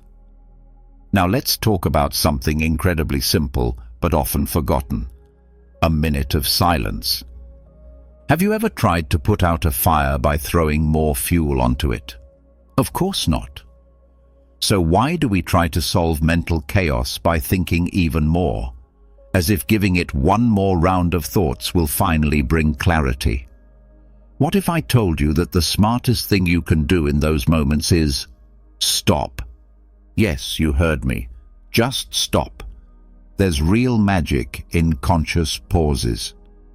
A brief moment of silence, if done with intention, can detox your mind better than any self-help book on the market. We live in a world that moves so fast, we've forgotten one of the most healing acts: to simply breathe. And no, I'm not talking about the automatic breathing you do without thinking. I mean taking a moment to pause, to let everything go, and to simply be. Sounds scary, doesn't it? Because we've been told that being busy equals being productive. that if we're not fixing a problem, we're wasting time. But that's where we're wrong. Sometimes what we really need isn't more thinking. It's a break from thinking altogether. Taking a conscious pause is like switching your phone to airplane mode. The messages and notifications are still out there, but you choose when to reconnect. This pause is a simple, effective tool for mental clarity, a reset that the Stoics deeply believed in. They called it contemplation, because honestly, what good is constant thinking if your head is just a tossed salad of badly dressed worries? The next time your thoughts are racing 1,000 miles an hour, take a moment to stop. Close your eyes. Take a slow, deep breath. Let your thoughts drift past like cars on a busy highway. Don't try to catch them, don't wrestle with them, and don't analyze them. Just watch them come and go. This simple exercise is like switching off the TV when the channels are full of static. Stop being the overzealous detective examining every inch of your mind. Sometimes, the most powerful thing you can do is not try to solve everything. Imagine your mind as a fogged-up window. If you keep wiping it furiously, trying to see clearly, you'll only smear it more. Instead, let time clear it up naturally.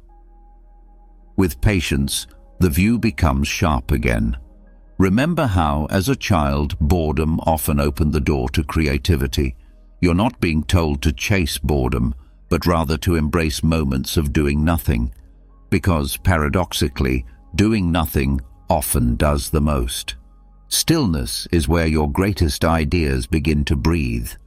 Set aside just 5 minutes each day to sit in total silence. No phone, no music, no distractions, just you and the quiet. You don't need to meditate or become a monk, just allow the silence to speak. You'll be surprised at what it teaches you. The real issue isn't that you think too much, it's that you don't know when or how to stop. And that, my friend, is what drains you. Practicing conscious pauses is like letting your mental soup rest, allowing the flavors to blend naturally. You don't need all the answers right now. Sometimes the wisest response is simply to pause, to let things settle. From that stillness, you'll gain a clearer perspective. A clear mind doesn't mean a mind that's never full. It means one that knows how to release what it no longer needs. As Paulo Coelho once said, the solution often isn't in finding more answers, but in creating enough space for the answers to arrive on their own. Clear your mind with Stoic philosophy.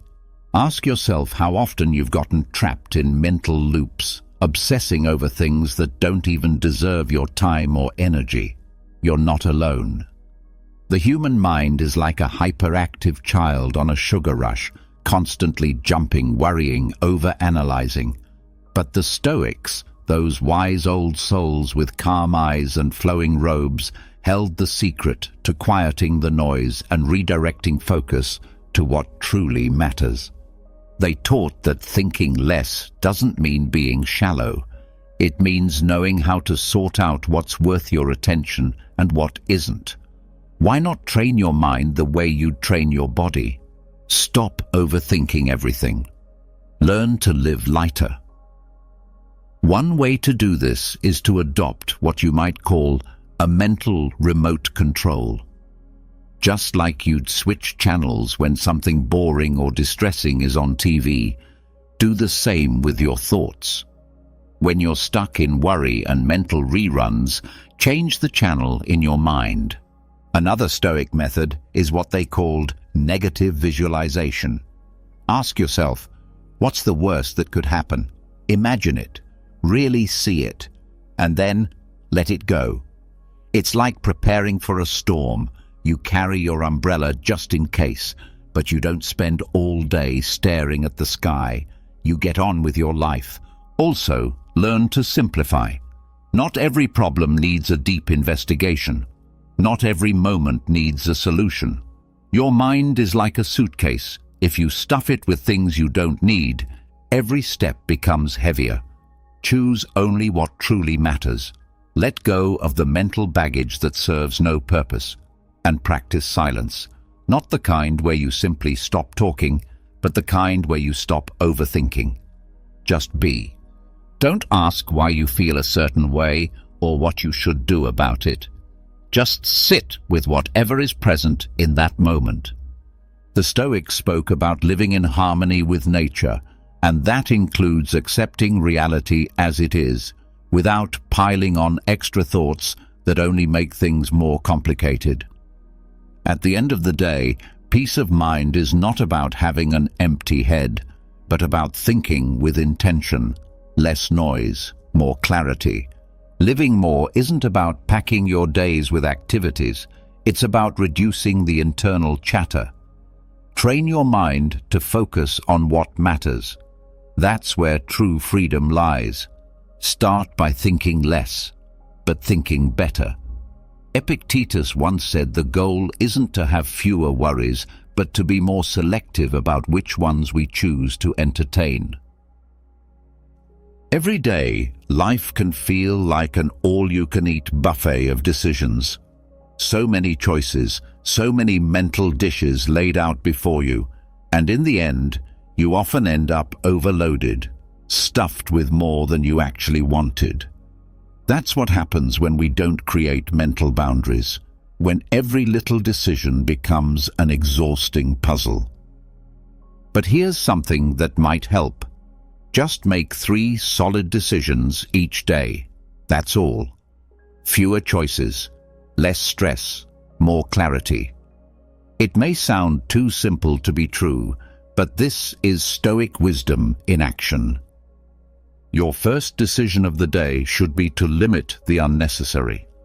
Let's be honest. Most decisions we face are pointless.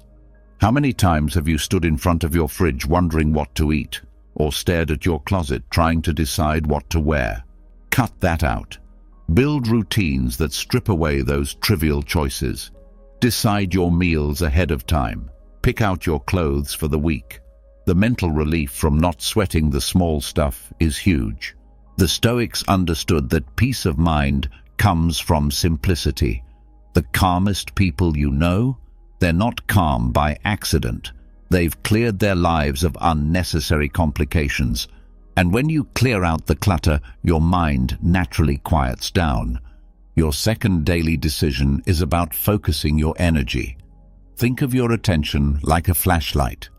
If you aim it everywhere, the light weakens. If you point it at one thing, it shines with intensity. Decide what you're not going to think about today. You don't have to solve every problem at once. You don't have to consider every outcome of every action. Pick one thing that matters. Focus on that. Let the rest wait. This isn't laziness, it's wisdom.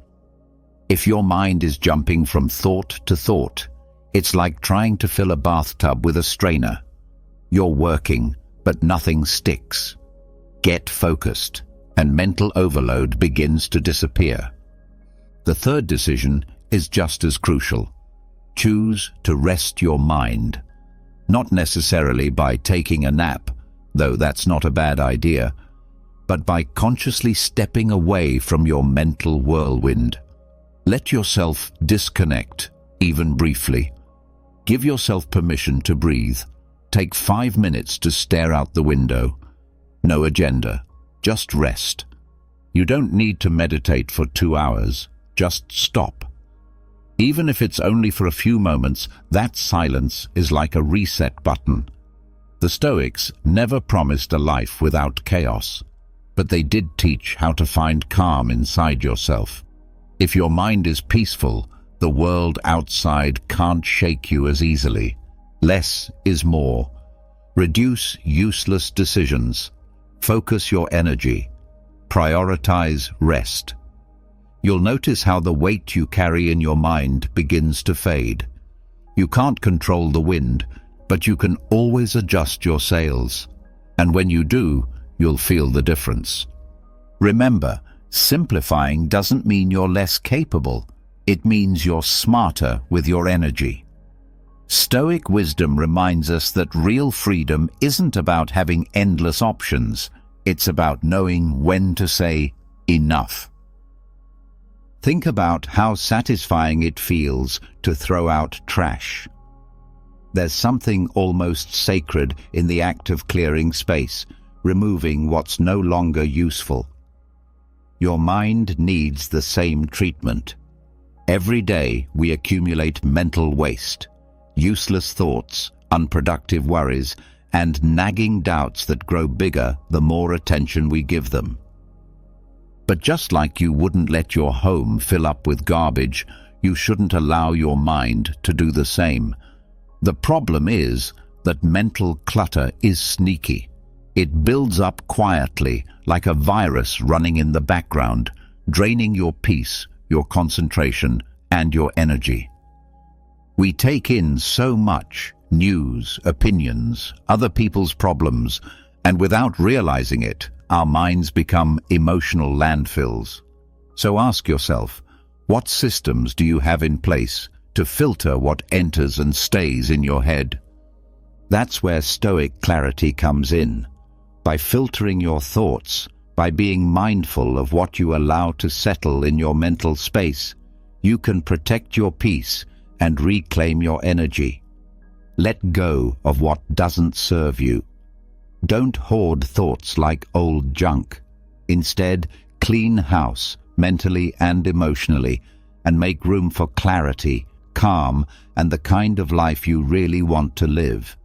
You might believe that your thoughts are beyond your control, but think of it this way. If you can decide what music to play on the radio, if you can choose to turn off loud reggaeton blaring on a Sunday, then surely you can also choose which thoughts to entertain and which ones to release. It starts by locating the mental junkyard in your mind. The Stoics emphasized putting your attention on what is within your control, and your thoughts fall into that category. So, when you catch yourself looping over something you cannot change, try visualizing that thought as an empty, noisy, rusty can, utterly useless. Then toss it out. Or better yet, recycle it into something constructive. Set aside intentional time each day to unplug. This doesn't mean you have to completely abandon social media. That's not realistic. But it does mean setting boundaries. 20 minutes of news is more than enough to stay informed. The world keeps spinning, whether you obsess over every detail or not. Your job is to live your life, not to absorb the chaos. If you're constantly worrying about what tomorrow might bring, here's a simple but powerful technique. Anchor yourself in the now. The next time you're overwhelmed by all that needs to be done next week or next month, pause and ask yourself, what is one small, concrete action I can take right now? That small, present-focused move will start to dissolve that anticipatory anxiety. Just like you take out the garbage from your home, start taking out the trash in your head. Stop hoarding useless thoughts, and instead, recycle the ones that offer something of value. Remember, Stoic philosophy teaches that it's not what happens to us that defines our experience. It's how we respond. Treat your mind as the precious space that it is. Fill it with what nourishes you, not emotional waste that depletes you. Let this sink in. Your mind is like a room. Declutter it of what no longer serves you and make space for what truly matters. Less screen time, more real life. Be honest. How many times have you fallen into the trap of saying, just one more scroll, or let's see what else is there, like someone unconsciously reaching for another cookie and suddenly realizing they've finished the whole packet? You don't even notice that while your finger moves across the screen, your mind is becoming saturated with noise. Then, when you need your brain to focus on something meaningful, you discover there's no room left. You've become a passive observer of life, but not your life. Each time you dive into that endless stream of memes, updates, and headlines, it's not just your time you're losing. You're sacrificing your ability to disconnect, to reflect, to concentrate. Every swipe gives you a tiny dopamine hit, a fleeting pleasure like a piece of candy for your brain. But over time, this leaves you feeling hollower than fulfilled. The Stoics knew that inner peace doesn't come from distractions. It comes from mastering your mind and focusing on what's essential. But today's world seems designed to push you in the opposite direction. It wants you to flee from silence, to fill every moment with stimulation. What you might not realize is that this constant overload is what leaves you feeling so tired. Think about your routine. You wake up and immediately check your notifications. You eat while glued to a screen. At night, the last thing you look at before sleeping is your phone. Isn't it absurd that a device dictates every moment of your day? It's like being tethered to a machine that drains you more than it entertains or relaxes you. But what if I told you that you could start freeing yourself from this digital trap with small, intentional actions? You don't need to move to the mountains or permanently power off your phone, though that might sound tempting. Just start by taking short, conscious breaks throughout your day. Create little islands of calm by setting the phone aside, even if only for a few minutes. These pauses are like a reset button, returning your mind to its natural, grounded state, like a digital breath of fresh air. You can also set time limits for your social media use, like someone deciding in advance how many cookies to eat. It's easy to lose track of time online, but once you put boundaries in place, you'll begin to realize how much mental space you can reclaim. The Stoics valued moderation in all things, including technology. And please, don't fear silence. What terrifies us isn't the absence of noise, but the confrontation with ourselves, with the thoughts we've buried under the avalanche of distractions. Yet silence is exactly what your mind needs in order to heal and detox. Allow yourself to sit with your thoughts. Let them move through you. You'll begin to see everything with more clarity. And hey, here's a radical idea. Go for a walk without your phone. Really, no photos, no messages, just you and the world. It's more liberating than you might imagine. You don't need to document every moment. Just be in it. Suddenly the world feels wider, more real. It's a small rebellion against digital dependence and a powerful way to reconnect with yourself. The digital world was designed to grab your attention, but that doesn't mean you have to surrender your life to a screen. You hold the power to unplug, to find stillness in the chaos. As the Stoics would put it, true freedom isn't about turning off your phone. It's about mastering your mind so that external noise doesn't run the show. Listen closely. True rest isn't found by shutting down a screen, but by switching on your ability to live fully in the present. Take a breath and reset. Have you noticed how, in the middle of a whirlwind of thoughts, the first thing we forget to do is breathe? You might find yourself spinning in the same mental loops, lost in your usual worries, or juggling 100 thoughts at once. Yet the idea of simply stopping to breathe never crosses your mind. It's as if our brains are wired to overwhelm us, like modern Stoics facing the storm without the calm they once practiced. Breathing might seem too simple, too basic to be useful. Like, how could something so easy help you detox from something as complicated as mental exhaustion? But here's the truth. It's exactly what you need. Think of your mind like a computer that's been overworked. What do you do when it freezes? You shut it down and reboot. The same logic applies to your brain. When it's overloaded, A moment of mindful breathing acts as your personal reset button. When you're overthinking, your breath goes shallow and automatic. But if you intentionally take over, you can pause the mental noise. Inhale deeply, hold it, and then exhale slowly. Each breath becomes a small act of decluttering. Each exhale releases a bit of the mental garbage you've been storing up. That's how real detox begins, one breath at a time. Picture yourself as a Stoic sage, serene and wise in the face of modern madness. Breathe the way they might have. Inhale for 4 counts, hold for 4, and exhale for 4. It's such a simple rhythm, it feels almost silly, but it forces your mind to slow down, to break free from the frenzy.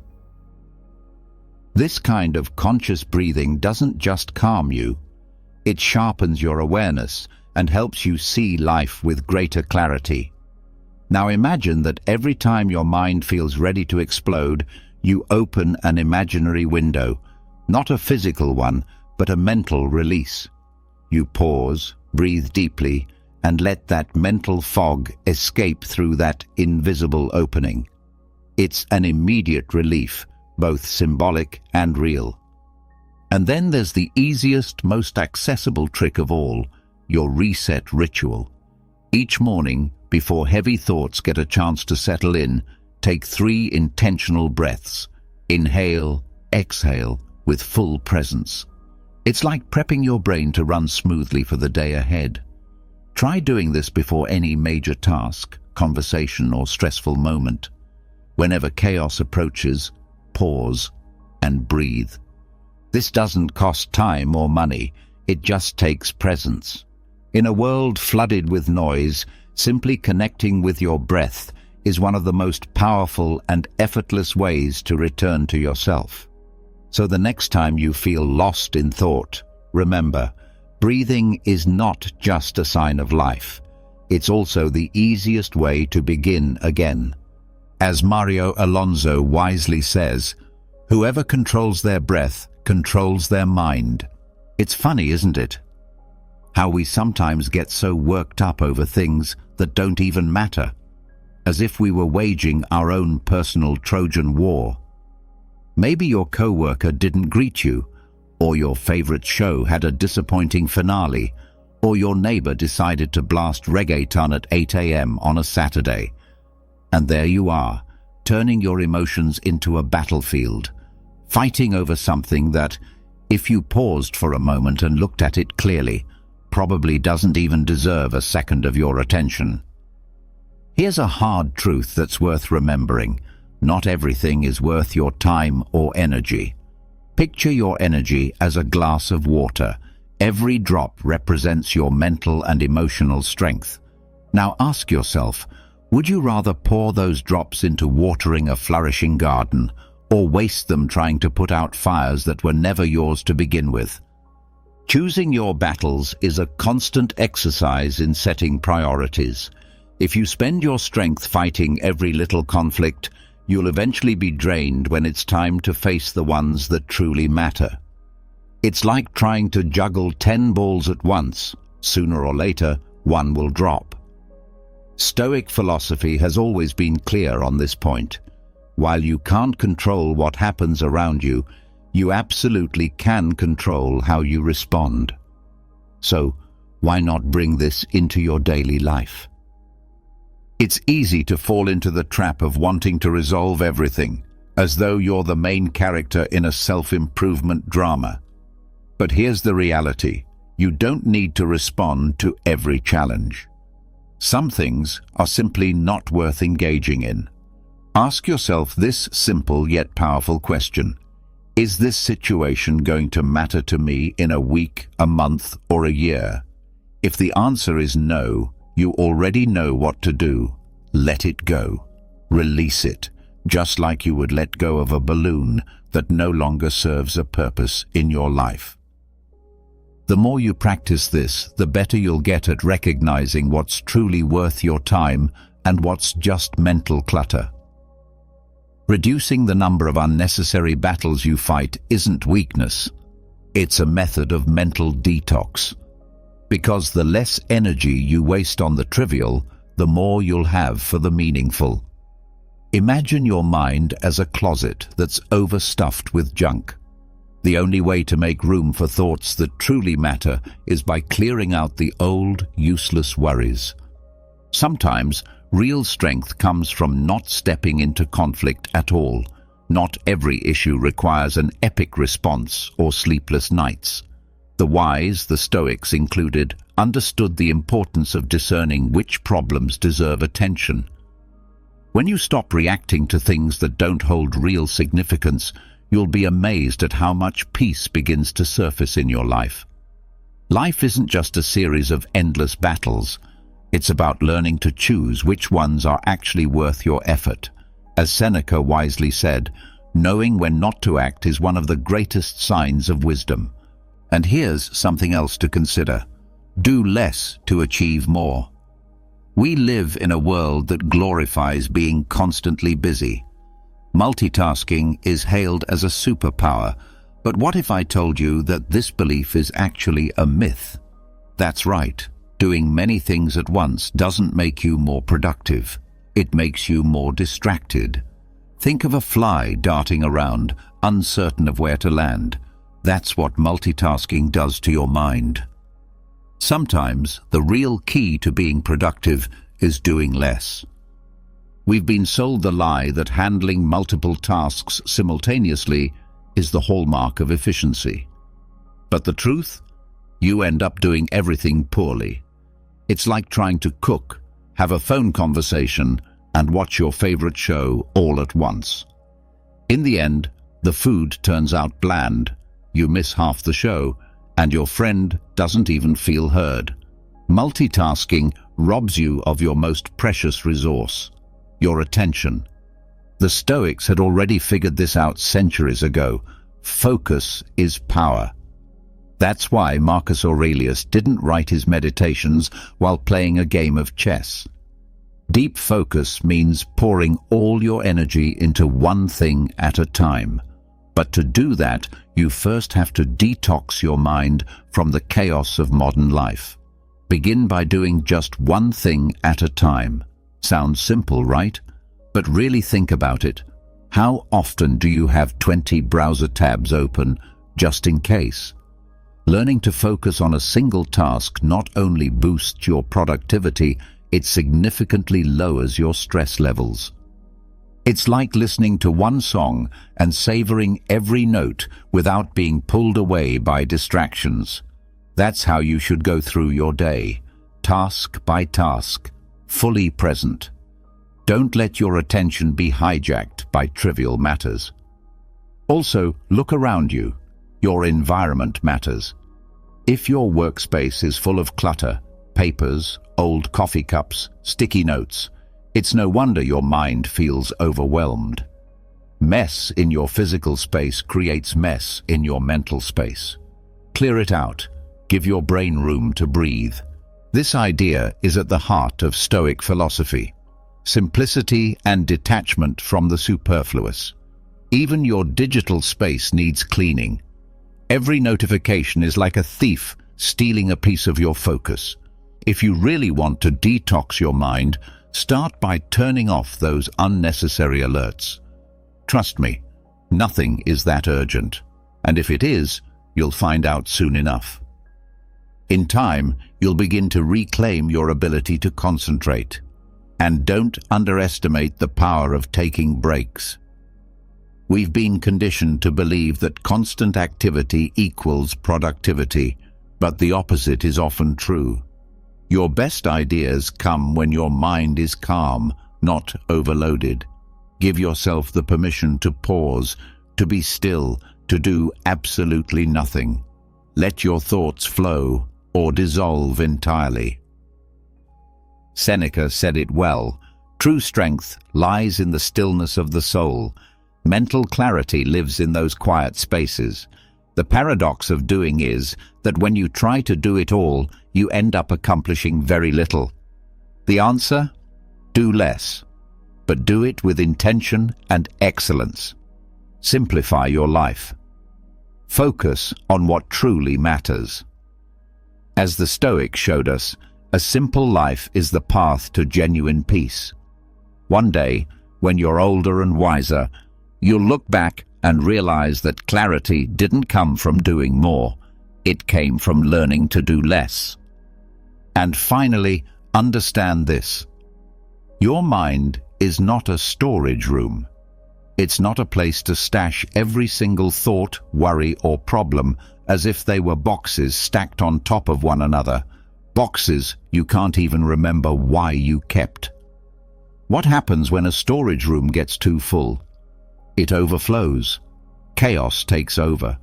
The same thing happens to your mind when you insist on holding on to everything.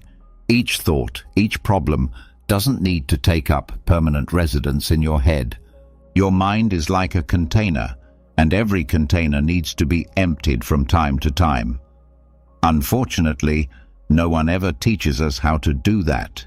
So every night, you lay in bed with your mind buzzing, trying to recall if you sent that email, where you left your keys, or why someone didn't reply to your message fast enough. And so the mental accumulation continues, night after night. You become like a hamster running endlessly on a wheel of thoughts. But here's what matters. You need to learn how to empty that mental space before the day ends. No, it's not some kind of magic trick. The Stoics already had the answer. Not every thought deserves space in your mind. You can't control everything, but you can decide how you respond. That's where your power lies. Imagine making it a daily ritual. Right before bed, you do a little mental housekeeping. Just like sweeping the dusty corners of a room, you clear out the clutter from your head. One of the easiest ways to do this is through a technique called mind dumping. Grab a piece of paper or open your notes app and write down everything that's on your mind. Don't worry about making sense of it. Just let it all out, like emptying a shopping cart filled with random, unnecessary things. Another technique is visualization. Close your eyes and picture each thought as a cloud slowly floating across the sky. Don't hold on to them. Don't try to analyze. Just watch them pass by. Remember, not every cloud brings a storm. Not every thought needs to stay. True rest begins when your mind is at ease, not when the clock strikes a certain hour. Make mental decluttering a habit, and soon your brain will learn to release what it doesn't need. You are not a storage room. Your mind doesn't have to be cluttered like one. At the end of the day, all you really need is a clear mental space, one where peace can lie beside you instead of your worries. Like my grandfather used to say, what you don't let go of ends up weighing you down. What you don't clean out will eventually suffocate you. If you've made it this far, I invite you to write in the comments, "Not everything needs an answer." I'm eager to hear your own victories and experiences. Don't forget to subscribe, hit that notification bell, and comment.